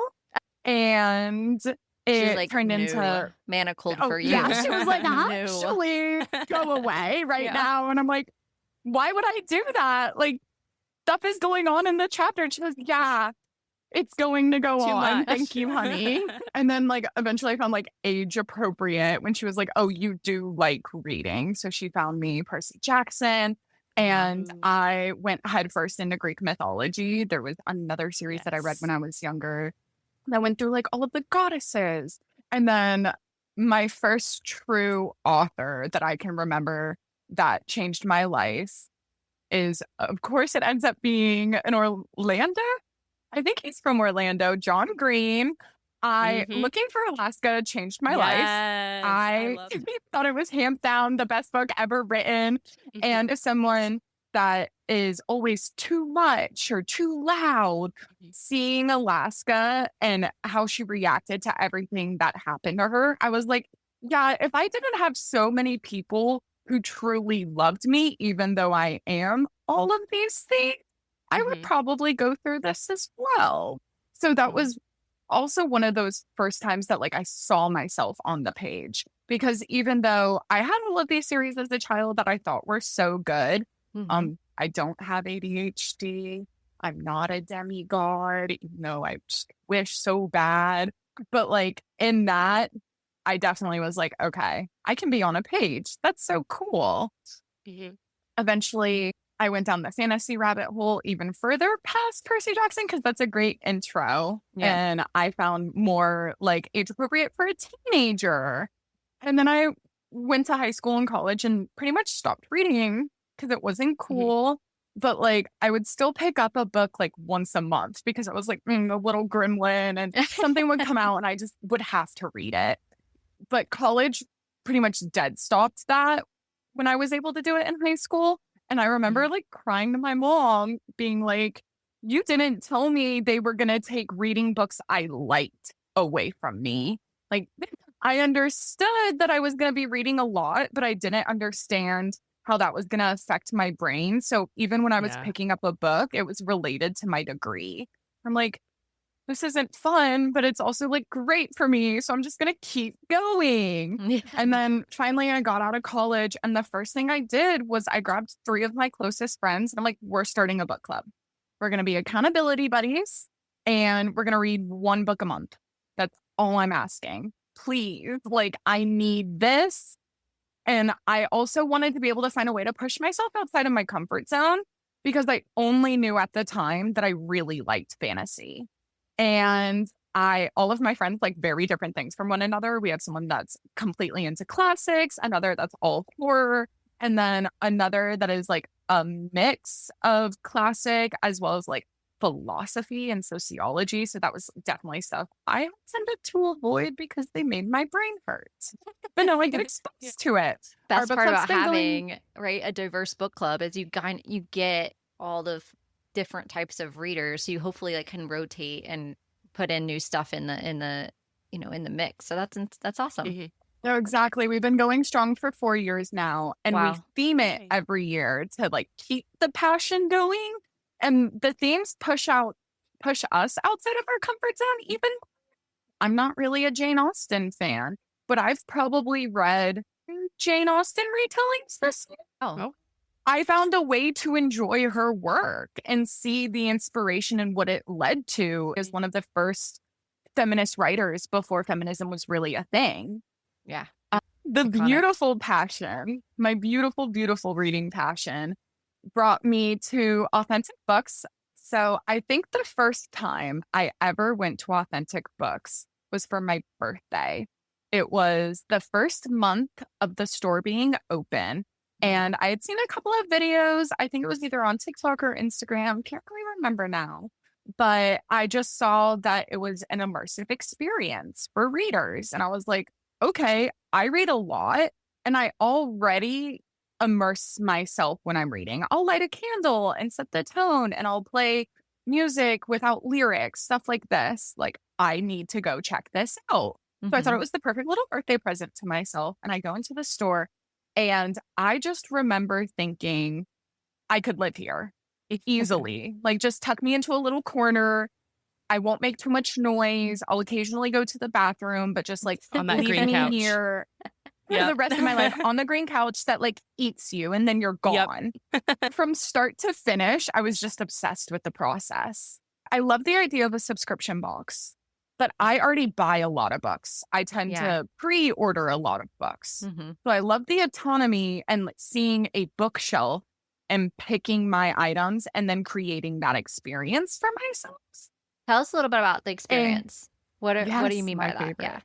Yeah. So Authentic Books is known for the Build-A-Tote experience.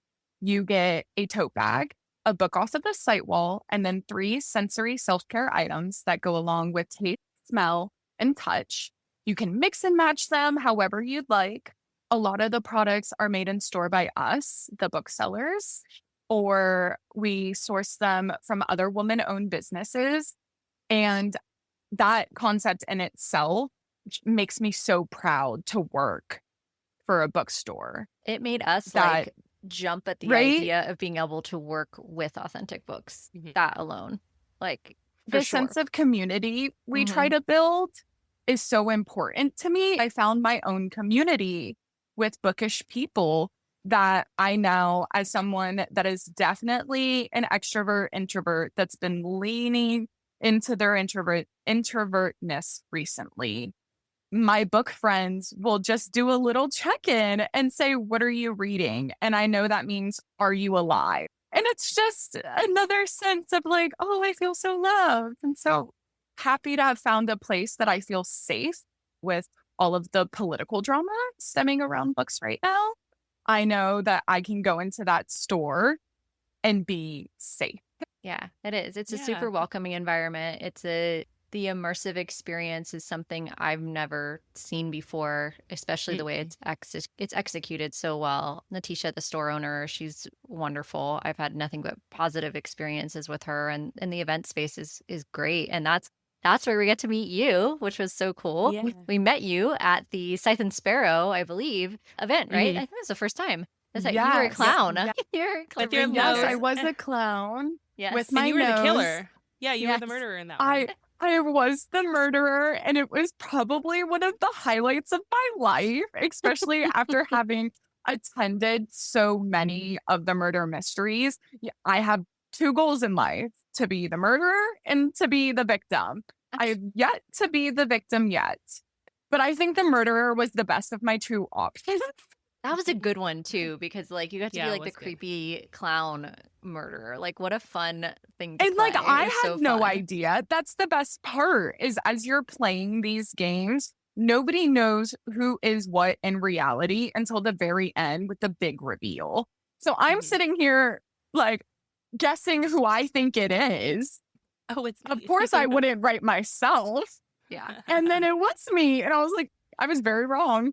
I'm a bad. Yeah, it is. It's fun, immersive experience. Switching back over to Leather and Lark, let's transition into there. And I want to kind of touch on who your favorite character is and why, and then also kind of who your favorite couple is in this series. And I think it's interesting that we met for Scythe and Sparrow, and now we're interviewing you as part of Leather and Lark, because at the time, Michelle and I both were like, oh, we really want to read this series. We came out to the event to kind of check everything out at Authentic Books. And, Mhm. we were already excited to go experience this. And I knew that Butcher and Blackbird had so much popularity. So we were going to read it. But then when you talked about Leather and Lark, I was like, oh my God. Like that night specifically, I was like, I'm going to read this now because I need to get to that second book. So tell us about your favorite character from Leather and Lark and your favorite couple overall. So I think it's important to note that the series was actually introduced to me by Natisha. I am our romance reader in the bookstore. Not many other of the booksellers are that much into it, which is totally fine. I will devour it for all of us. but Natisha as well leans more into horror / psychological thriller territory. And she was like, Tiffany, you got to read this. And she had told me for maybe 3 months, she was pushing it on me. Every time she saw me, she goes, have you read it yet? That's not a bad question to ask me, because there's a possibility I read whatever you asked me to. And it was 2 weeks ago and I never said anything about it. And I was like, no, not yet. I'm not really sure. I'm not necessarily a dark romance reader. I had read the Lord series and I was like, no, it wasn't for me. And that's Lord okay. series, girl. That is if Butcher and Blackbird I dipping a jumped in. toe. Yeah, I was just gonna say, if Butcher and Blackbird is dipping a toe into the pool of dark romance, you're drowning with Lords. I was drowning. I'm like, Here in the deep end, immersed fully in scuba gear with the Lord series. I don't, what's it called? When I DNF a book, I don't pick it back up. You have to convince me otherwise to pick up a book that I have DNF'd, or it will sit there forever. And that's what happened with the Lord's book, is I DNF'd it at 16%, and somebody else was pissed. This is the lesser of all the evils in the books. Yeah, you need to finish this and have a basis of what people are talking about to you when they talk about dark romance. And I'm like, you're right. No, you're so right. So I did, I read the first one, but yeah, wasn't for me. So I had brought that up with Natisha, and I was like, I really know, because it's dark romance, and I did not like the Lord series. And exactly what you said, not the same by any means, and how intense it is. And I guess that's kind of when I learned that dark romance rom-coms were a thing. And I didn't really expect my sense of humor to be many people's sense of humor, and that's on me. So I picked up Butcher and Blackbird at about 8 p.m. And then I didn't go to bed until 2 a.m. having had finished it. I got up once to go to the bathroom. Phenomenal. I was like, okay, on to the next book, because Scythe and Sparrow was going to come out, I want to say maybe a week and a half. I did have Leather and Lark available on an audiobook, so I hybrid read them. First of all, my favorite character of Leather and Lark is Meadowlark until the very end. I will accept Bentley as a second favorite character because his devotion, beautiful. Such a don't get me wrong, Lachlan's great, but Bentley bled for her. Can't forget, lest we forget. No, a man. Yeah, so definitely those are my two favorite characters, hands down, from the Leather and Lark book. I will say the side characters are so much fun. Yeah. I absolutely loved, I think it was her great aunt. Yeah, Ethel. She was a hoot. Yes. Ethel. Oh my God. Loved the her. way she just played everyone. 10 out of 10. So great. Brynne Weaver in Taurus season, she has someone in her family that struggled with dementia. And she kind of teased that a little bit when she's been promoting this book, that there's going to be kind of a nod to that in her next trilogy related to Taurus season. And I think what I really liked about Brynne in Leather and Lark is she so aptly showed that side of how there is ageism and how people kind of tend to treat people that are older like they're dumb. And I love that Aunt Ethel is such a turn She's to with that. it. She's sharp. Oh, she's not only sharp, but Sharp she as a knife. do not underestimate Aunt Ethel and what she can do and what she's capable of. And I think that Brynne does that with such intention, and she's really trying to get that stigma away from, hey, just because that person looks a certain way does not mean that they can't absolutely be possible of some deep, dark, sinister shit, or be super smart, or play the game. And she's sharp as a whip. Like, she had everything going on. Or just witty too. And funny. The Phantom, she knew she was going to die. She's like, I'm going out with a bang. I'm gonna piss him off until I'm going, because him off. Yeah. She has a gift for writing that, and it's pretty awesome to read. I can't even think where to begin on how to agree with that, because I'm starting to notice trend in rewriting that perspective. And although I don't have any personal family members that have suffered from memory issues, I do have friends and I have watched what they suffered through. And I also have older family members that I've watched my own family try and like navigate around their age. And I'm just like, no, with how blunt I am, I don't know how to like bubble wrap. And they don't want the bubble wrap. No, Right. they want to be treated with dignity, the same as anyone else. And I like that Brynne Until the very highlights end. that. Yes. And I like that Brynne highlights that. And I like that she's bringing that back. And she's already talked about how she's going to bring this back in her next trilogy. And I think it's such a underlying plot element that people glaze over because her big plot elements are so obvious that you like miss Yeah. some of these other intricacies with these side characters. And Aunt Ethel is like such a perfect example of the deliberateness of talking about something that in our subculture we also look over. We look over we don't care for our elderly in our country the way that we should. I mean, that's just a fact. And I think that It's statistics. yeah, and I think that her making a note of it and making Lark's bestie be her Aunt Ethel was just such a beautiful part, other than Sloane, obviously, but like of her family. Like I love that part of this story. So I agree with you. She's definitely one of my favorite by far side characters of the whole plot. I mean, obviously we love the Kane brothers. You know, we love Lark, we love Sloane, but Yeah.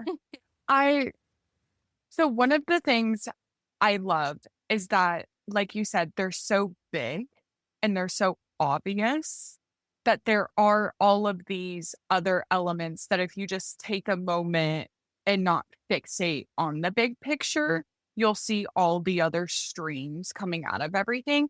I mean, her relationship with her sister. From the beginning, I was like, what is this? I'm disgusted, especially as an older sister. I was so frustrated with it. But then, like, as the book progresses, you get to see why they interact with each other with and how, like, the strains that other family members put on a person can dampen the relationships because you're just like, oh, I bet you put this expectation on me as well. Like, I just don't need it. I'm already trying to do all of this for and complex family dynamic. Again, Brynne is just like beautiful. such a master of here's the really obvious like shiny thing, right? The couple, right, on the front of the book. But there's so many other tie-ins and she's so good making this so seamless that that's what gives me, I'll be honest, like I love to give a 5-star feel-good book, but for me to give a trilogy a 5-star is not that common. You really have to be pretty exceptional, and you can just tell with her planning and intricacy and really love for the characters that she writes that it matters deeply to her, and how she's telling these stories matters deeply. And she might say a bunch of fuck offs and have crazy sex scenes and all kinds of jokes about eyeballs and glitter and all these things, you know, ruins food. That's okay. Ruins food, smoothies, teeth, pizza, whatever. She doesn't have a good time, and the shock value's there and it's fun. And, you know, you have all these great experiences with her as an author, but she just has such an extra level of depth that goes beyond just that dark rom-com piece. There's this extra layer to it that really deals with dark, complex characters, and you cannot overlook that when you're talking about the quality of the story writing in these books. It just can't be understated. I don't know how else to say that. Whenever I read a trilogy, I have a tendency to just automatically 5-star a book. When I finish it, I'm just like, oh, this author put all this work and effort and I finished it 5 stars.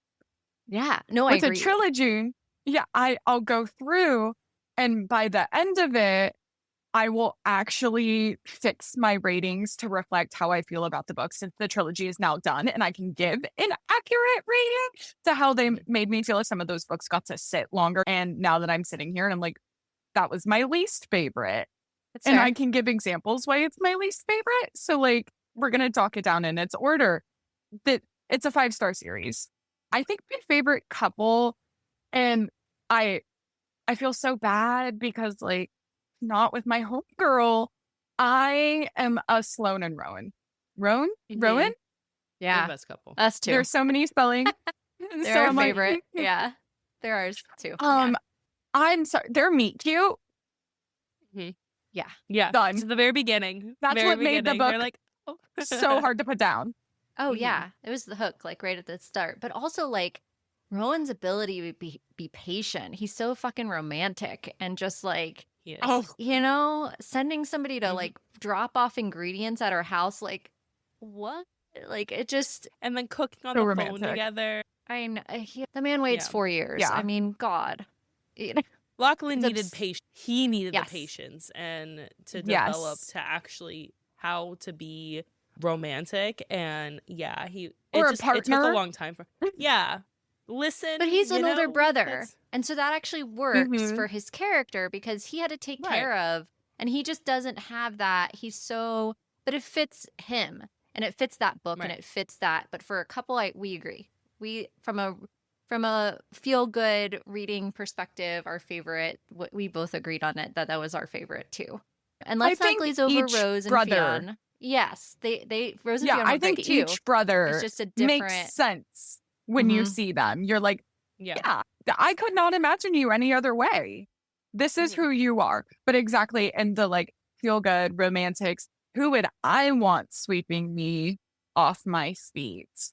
I don't have the patience for Lachlan. I love Fionn. I don't think I have the patience for him either. No. I think I would get annoyed very, very quickly. And Yeah. not that Rowan isn't annoying, but He I is think too. she's my kind of annoying that I could see Yeah. myself spending the rest of my life with. That's Okay. fair. That's fair. And Yeah. yeah, Sloane is just like the perfect, like, could I be a third? Honestly, Yeah. like, she's just such best friend material that I could see myself being very well taken care of. And Yeah. Yeah. It's funny because in book form, it like the Rowan appeals to me, but my husband's definitely a Lachlan. He's the oldest of He 4 is. brothers, He and he is. is definitely like a Lachlan, which I love too. I love Lachlan as well, but like personality wise, like he is definitely like the stubborn, like just we kind of butt heads in the best way, and like we definitely have that whole kind of dynamic, much more Lark and Lachlan than I would say Rowan and Sloane in my personal life. That's kind of funny to gotta me. play some Lark-esque pranks on him. Yeah, my husband's actually like Glitter bombs. 2/3 of the way through Leather and Lark right now. He hasn't finished it yet, so we're gonna talk about it when he gets done. But he likes the book so far. He loved Butcher and Blackbird. He enjoyed that one, so he's gonna read the whole trilogy. And yeah, Can't so wait it's till been he fun. reads It's been the fun bonus thing chapter. to. I know that's what Michelle keeps saying. She's I'm- like, "When does he read the bonus ready chapter?" For him. I'm ready when we're gonna talk about this bonus chapter. Okay, so we've talked a little bit about food. So what food was ruined for you because of the series? Okay. It's kind of weird. So certain food chapters made me want the food Okay, and I started Okay. to crave it. I love Elaborate. After terrible. After I finished the ice cream scene from Butcher and Blackbird, I went to McDonald's and got an Oreo McFlurry with extra Oreo the next day. that. Okay, Okay, fair. I think it's like a subconscious those thing Oreo because now you McFlurries are, read like, about the good. ice Yeah. cream, so now it's No, like in your exactly. head. I just like That's funny. I was like, it's fine. It's fictional. I still like am thinking about cookies and cream now. But I think what was ruined was cotton candy. Oh. Yeah. And that's Yeah. like really depressing for me because I am the person that goes to a theme park and gets like 2 bags of cotton candy because I'm at a theme park. And I haven't gotten cotton candy since. And I'm like, because when I really think about it, pizza could never be ruined for me. It's difficult to ruin. No one's pizza. making a And smoothie beer. out of it. You No. know, You're not making a Exactly. as long as beer you don't pizza blend them smoothie. together, Yeah. it's fine. Yeah. Yeah, I'm fine. But the cotton candy, I was just like, that's just so unsanitary. And I think like my brain couldn't Because what if from That that, could, like, aspect. that could be where the cotton candy As someone that made, consumes a lot of cotton, I don't even want to know. I've gotten it from some sketchy little fairs that we just pulled over to on the side of the road. I just went for it. Mhm. Maybe this is why my That's immune funny. system is so great. That's funny. Okay. I did not see this question going in that direction, but I'm glad that we Okay, but what did. about you guys?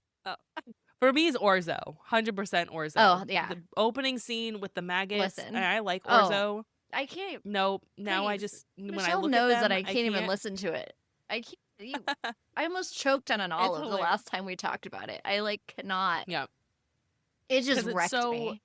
Connected. It's so overt. Like you can't unsee yeah, and it. you can't unsee it. And I saw, like 6 months ago, like right around the time when I first read this book, I was out reeling my garbage bin in, and the thing was open, and they hadn't gotten everything.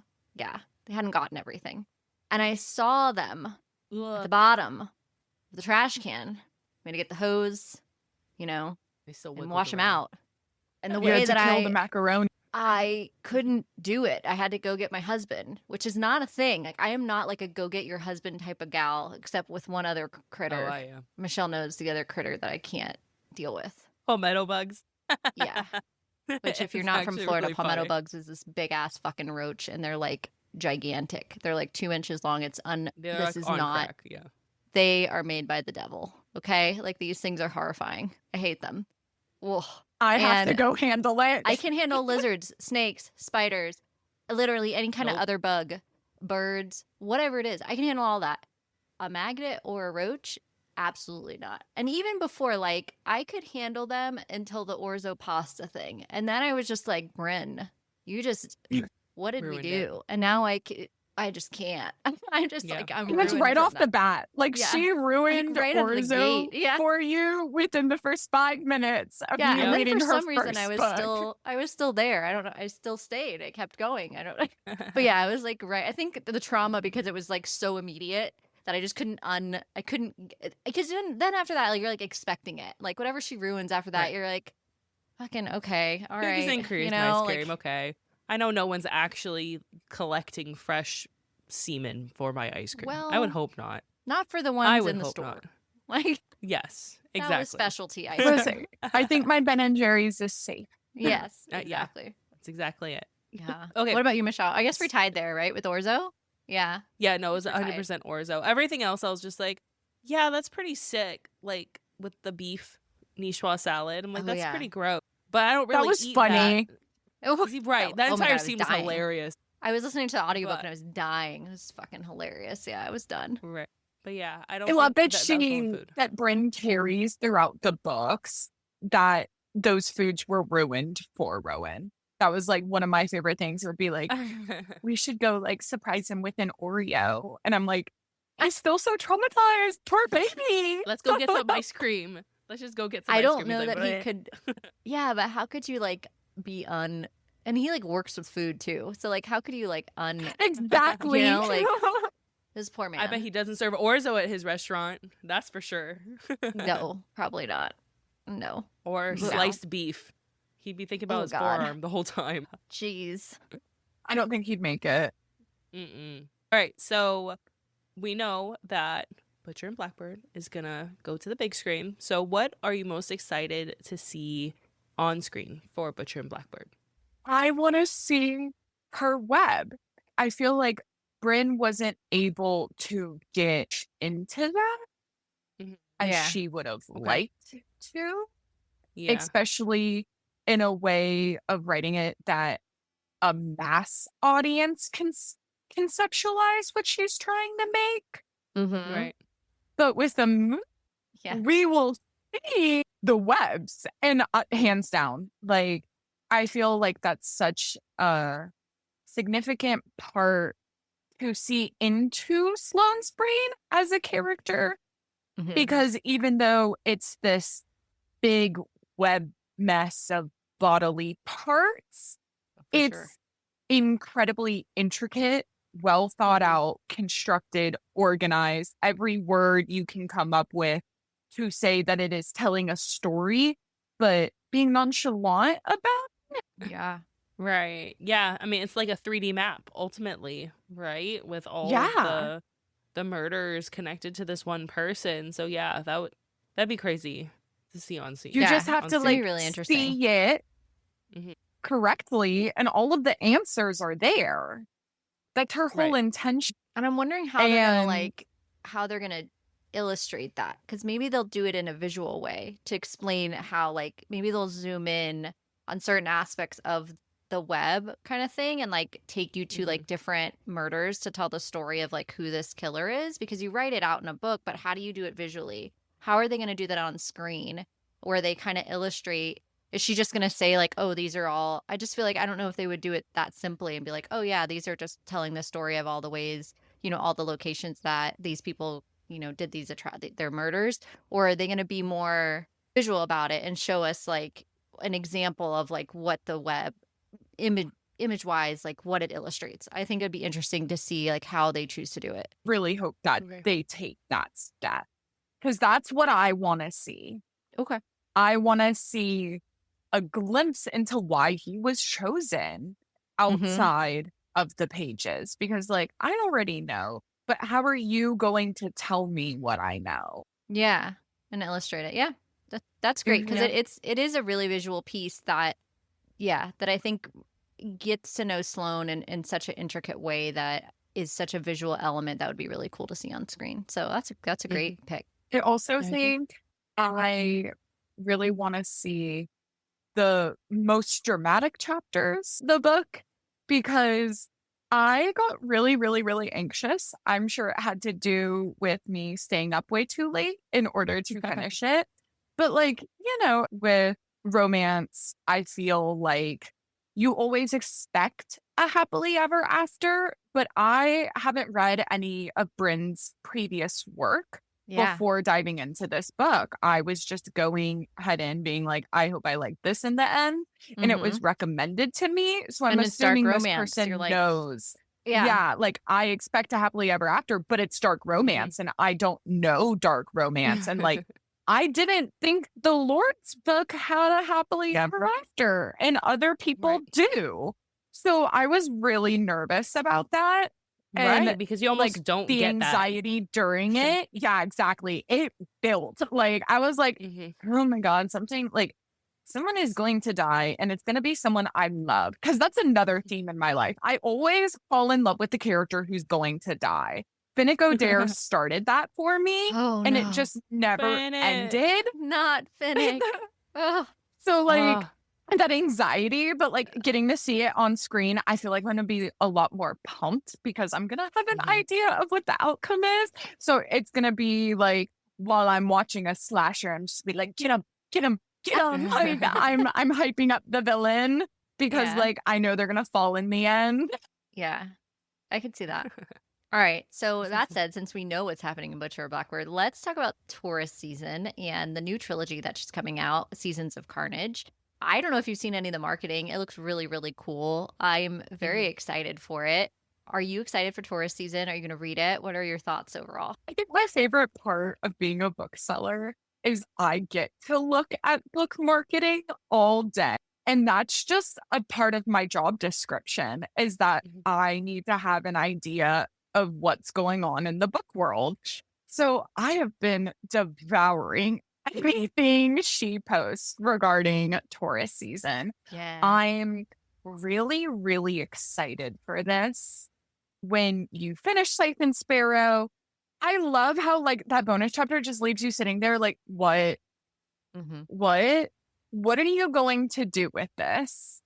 And then we have a little bit of an idea because the synopsis is out, but I'm still like, where are we going this time? Like, what are we really doing? I'm so excited to see how she interconnects the worlds as well, like intertwining the series, because obviously they're in the same world, but I feel like you still want them to be able to stand on their own as their own trilogy. Yeah. So I'm going to be looking for like, you know, a couple of Easter eggs, but I definitely want to see Taurus season stand on its own without me feeling like I needed things I got from the Ruinous Love trilogy. I like that. That's a good assessment. Does that make sense? Because I feel like I've noticed the cowboy romances, and an author releases all cowboy romances. They kind of just like, I would read the first book of each series and that was kind of enough. Like I got the vibe. Right. Yeah. Right. That's kind of our I don't issue. want to feel that way with these. No, that's kind of I think that's kind of my issue with contemporary romance overall. Yep. I don't know, like, if you would agree, Michelle. We've talked about that. No, Yeah, I would agree.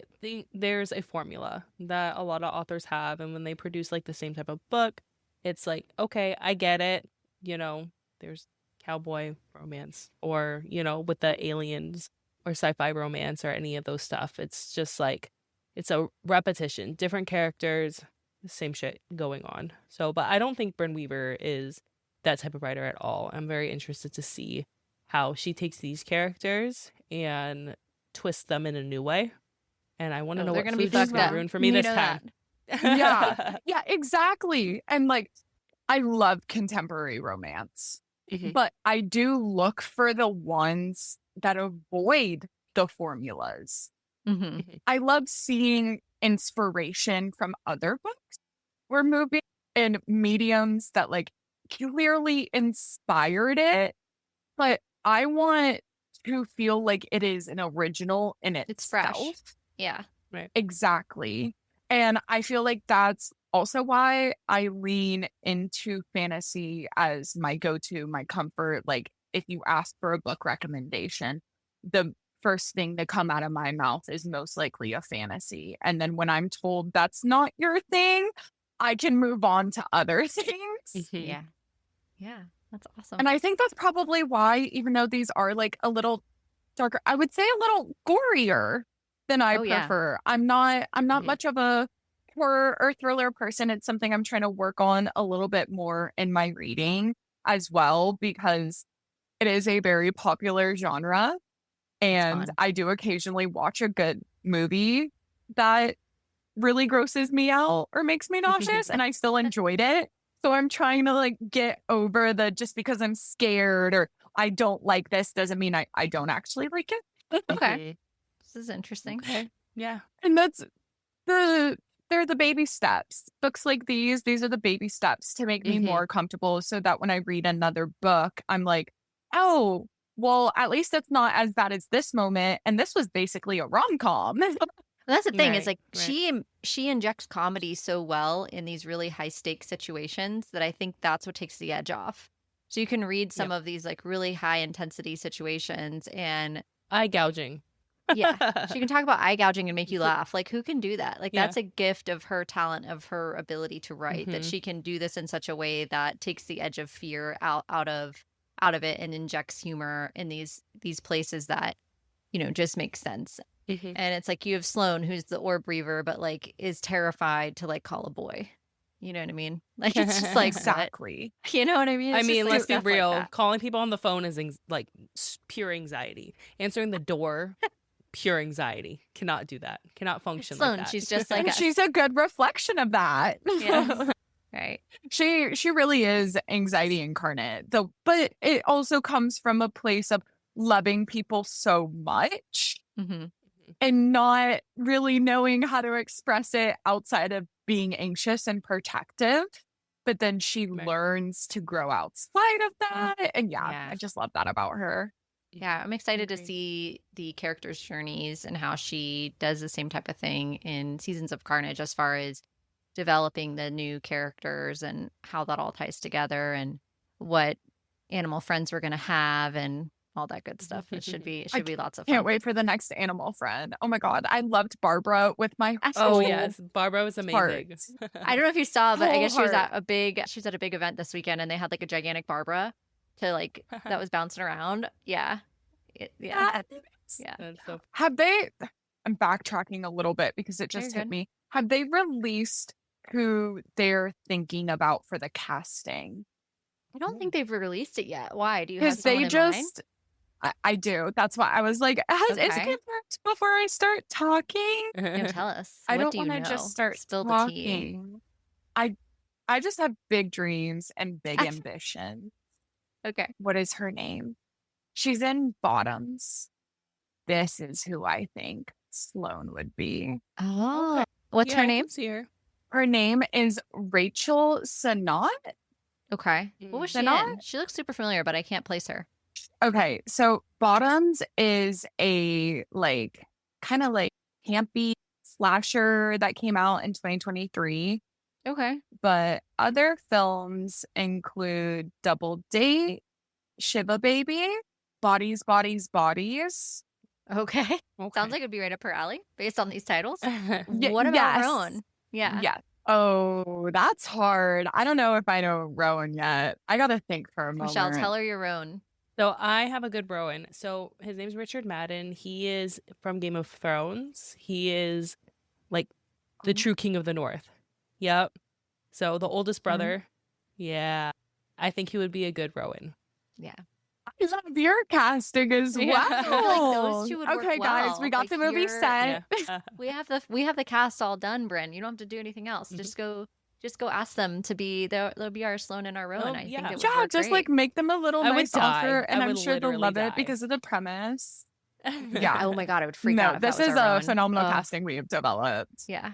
And then we're also going to see like all in the first. What's really cool is in the first Butcher and Blackbird, we get to see the whole cast for like the whole trilogy because they're all going to come in. Yeah. So that's like really They're exciting. gonna have to. Yeah, so they're going to cast everybody in the first go, and it's like that's exciting for me. Which I wanted to say, For like me. Tiffany, like as we kind of wrap up our conversation, we would like to invite you because now we've interviewed Natalie from Not Just Cakes, and she wants to do a like premiere night for this film of like when it's going to come out. So like, do you want to come? Do you want to come? Absolutely. And yeah, I thought you might. Absolutely. Yeah. So we're gonna do some kind of Butcher and Blackbird event when the movie like finally comes out. Of Promise course, they orzo haven't even cast cupcakes. yet. Oh, For Danny. Specifically Oh, for God. Danny. yeah. She's I'll like, I'm gonna chase you make with little orzo cookies. I'm like, oh. All right, but it's gonna be fun. So we really want you to come, Tiffany. I know, right? Natalie's like so Yes. excited to do this with cookies. She can't wait. Yeah. She's like pumped. They're Yeah. exciting. Yeah. Oh So my gosh. Natalie's cookie from y'all's Twilight event. yeah. Didn't It was my incredible, first right? one ever. It was phenomenal. And like I Mhm. didn't have it even till like a day after the event. And I was still like, this is perfect. No notes. How do I get 100? Even though I'm not gonna be able to eat 100 in a timely manner. Yeah, it was so yummy. So With her you packaging, don't they expect last it. forever. Yeah. So They do. They last a yeah, while. no, exactly. In my previous experience, cookies that look that pretty don't taste that pretty. tend They don't to taste good. taste as No, good same. as they No. look. So I was a little nervous, but then I think it was you, Michelle, that looked at me and was like, no, they're actually good. Like, you're going to Mm. like them. And I was like, okay, Yeah. I believe you. I do believe you. I'm going to do this. So when I had it the next day, I was like, it might be like a little stale because I waited a day. And like you just said with that packaging, no, I couldn't tell that it like had been in my purse for a day because I also left it in my purse. Hey, girl. This happens. Yeah. Yeah. Well, they're super good. Natalie is incredible, Yep. and she'll be part of our event. And I guess we're having an event now for the premiere of Butcher and Blackbird, whatever Guess that will so. be. Yeah, no, I am so excited. Yeah. So Tiff, you'll have to join us. We are so glad you could be part of our coverage for Leather and Lark. And thank you Yeah. for so much for being with us tonight. Yeah, it's been super fun. So much as we knew it fun. would be. Yeah. Thank you for Thank being you here. so much for having me and letting me talk nonstop about my favorite book because that's exactly why I do what I do. Yeah. So tell everyone again one more time where everyone can find you.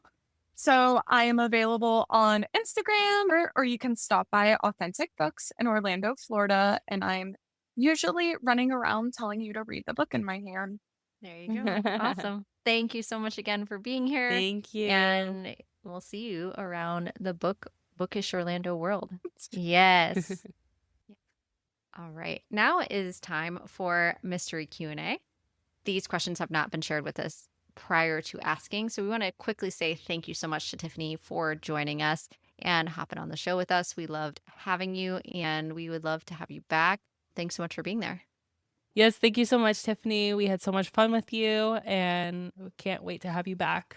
Now it's time for our mystery Q&A. These questions have not been shared with either of us prior to asking. Are you going first? Do you want me to go first? You can go first. Okay. All right. So my house has been invaded by K-pop demon hunters, and I'm not even mad about it. I have to Yes. admit to you, I'm legitimately not mad about this fact. I need to know, though, why do you think this has been such a phenomena? Like, why do you think this is such a banger? Like, Okay. why does everyone love this so much? So it has invaded my house as well for the last week. So every day it's a ritual. We watch it. We listen to it in the car. It's just a thing that happens. Wow. One, A couple of things. Music, phenomenal. Oh God, so good. Another one is we have a strong female main character. The whole premise is friendship and positivity, Yep. not like trying to find a man or anything like that. And obviously we have our shadow daddy, if you will, Oh, we will. Genu, and that whole thing. And everyone loves a boy band. Millennials love boy bands. Hell yeah. K-pop groups are a phenomenon. And it's just a fun concept. It's like literally let's like save people with music, or let's just damn their souls with music, which honestly I think I wouldn't have. No, the Idol song, no, by soul. Okay. So that's what I'm thinking. Okay. What about you? Why do you think it's such a phenomenon? So it's written by our age group, for starters. So naturally, for that, the millennials are eating this up because we're the parents now showing this to our kids. But also, I think the main leads are all in their mid to late 30s. The one main lead she's 39, I think. Yeah, So she is. it's not surprising to me that even though it's quote unquote a kids movie, I think the elements to it are more adult. And I also think that the music is so much more crowd pleasing versus just saying it's a kid song. I don't agree with that at all. And let's just say there are innuendos in those songs. Soda pop, yes. Okay, so soda pop's supposed to be like cute fun. Also, it's about eating souls or drinking souls. And also, there's some parts of them like, yo, that's sexual. So Free. That's like my favorite one. I loved Yeah. it. And I also felt like it was rushed. Like that whole like piece of it with Genu and all that is like really rushed of right. where their storyline I feel like was supposed to be longer, because I'm like, why how did they like have this connection so quick, and then like now it's already like what I'm trying to understand. It's a kids movie, right? Yeah. So kids movie. So an hour and a half is like about a max a kids movie could be. Now if this was like a series that was like a young adult series, then I'm sure it would have been a lot longer. So hoping for a sequel. Clearly things were cut. Yeah, absolutely. I think Here for Netflix would be silly not to do one, just because apparently like, they look had how much it's grown.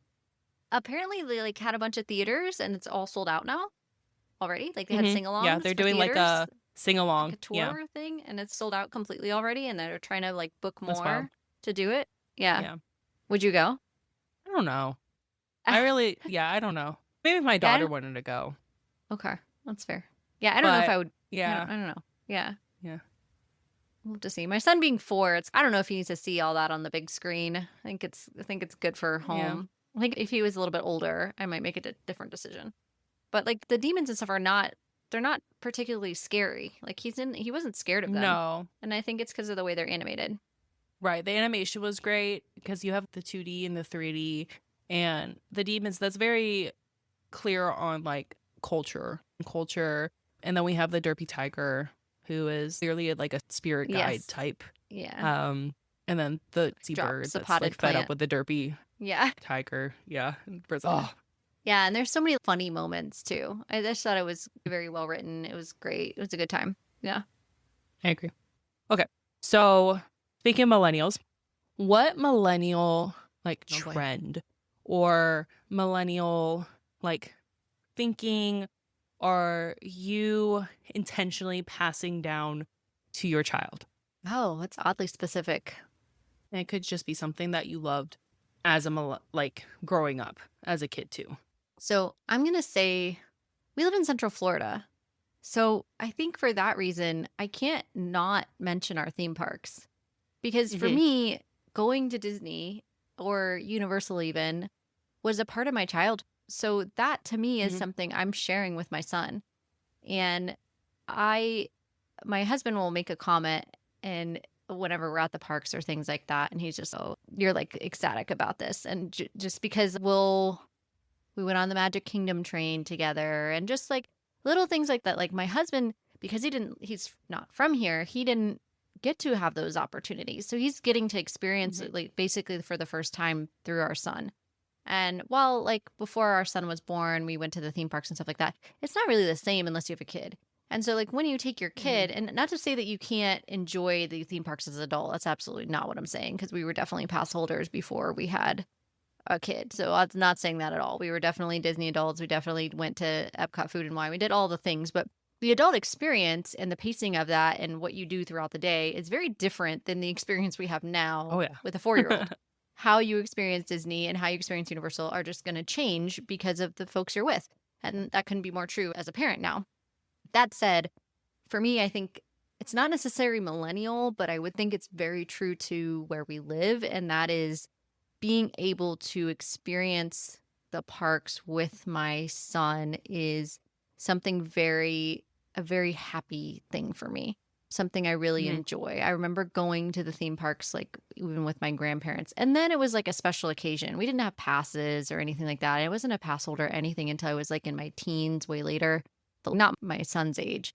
But just being able to have those memories with him and go to experience those things that are so niche to where we live is just something really comforting and nice and like full circle for me. So I guess that would be my answer. Okay. What about you? And yeah, no, I agree, because it's really fun seeing, like, for the first time, like, their excitement doing a ride for the first time, seeing their favorite characters. There's a whole different type of joy that you experience. Plus, we have adult money and we can buy whatever shit we want. We don't have to ask someone for. That's very true. But mine, I think the intentionality of mine is definitely, at least between me and my husband, is like gaming, because our generation, like, gaming was huge. It was a little bit on the tail end of the last generation. There was like some computer games coming out, but it wasn't ours as was big as with our Oh, yeah. generation. You had all the consoles coming out. I remember buying my first GameCube. I saved up that shit and went to Best Buy and bought it because you can order shit off Amazon. And like Pokemon, like my daughter loves Pokemon, and just playing I had games, Pokemon Snap, like, all those. Oh, as I a good loved all those. Pokemon Stadium, those are such good games. Yeah. But her hand-eye coordination is actually pretty good now, that she can.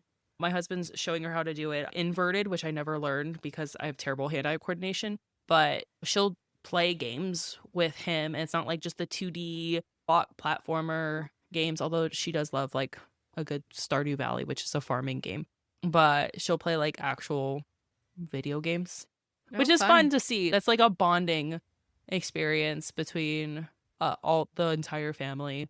We haven't competed against each other yet, and I feel like that will cause like family arguments. So, once we get to that No point Mario where we're Kart doing like yet. Mario Kart together. Yeah, there you go. Exactly. That's So, awesome. Yeah. All right, before we wrap up, let's talk about what's coming up next on Book Club After Dark.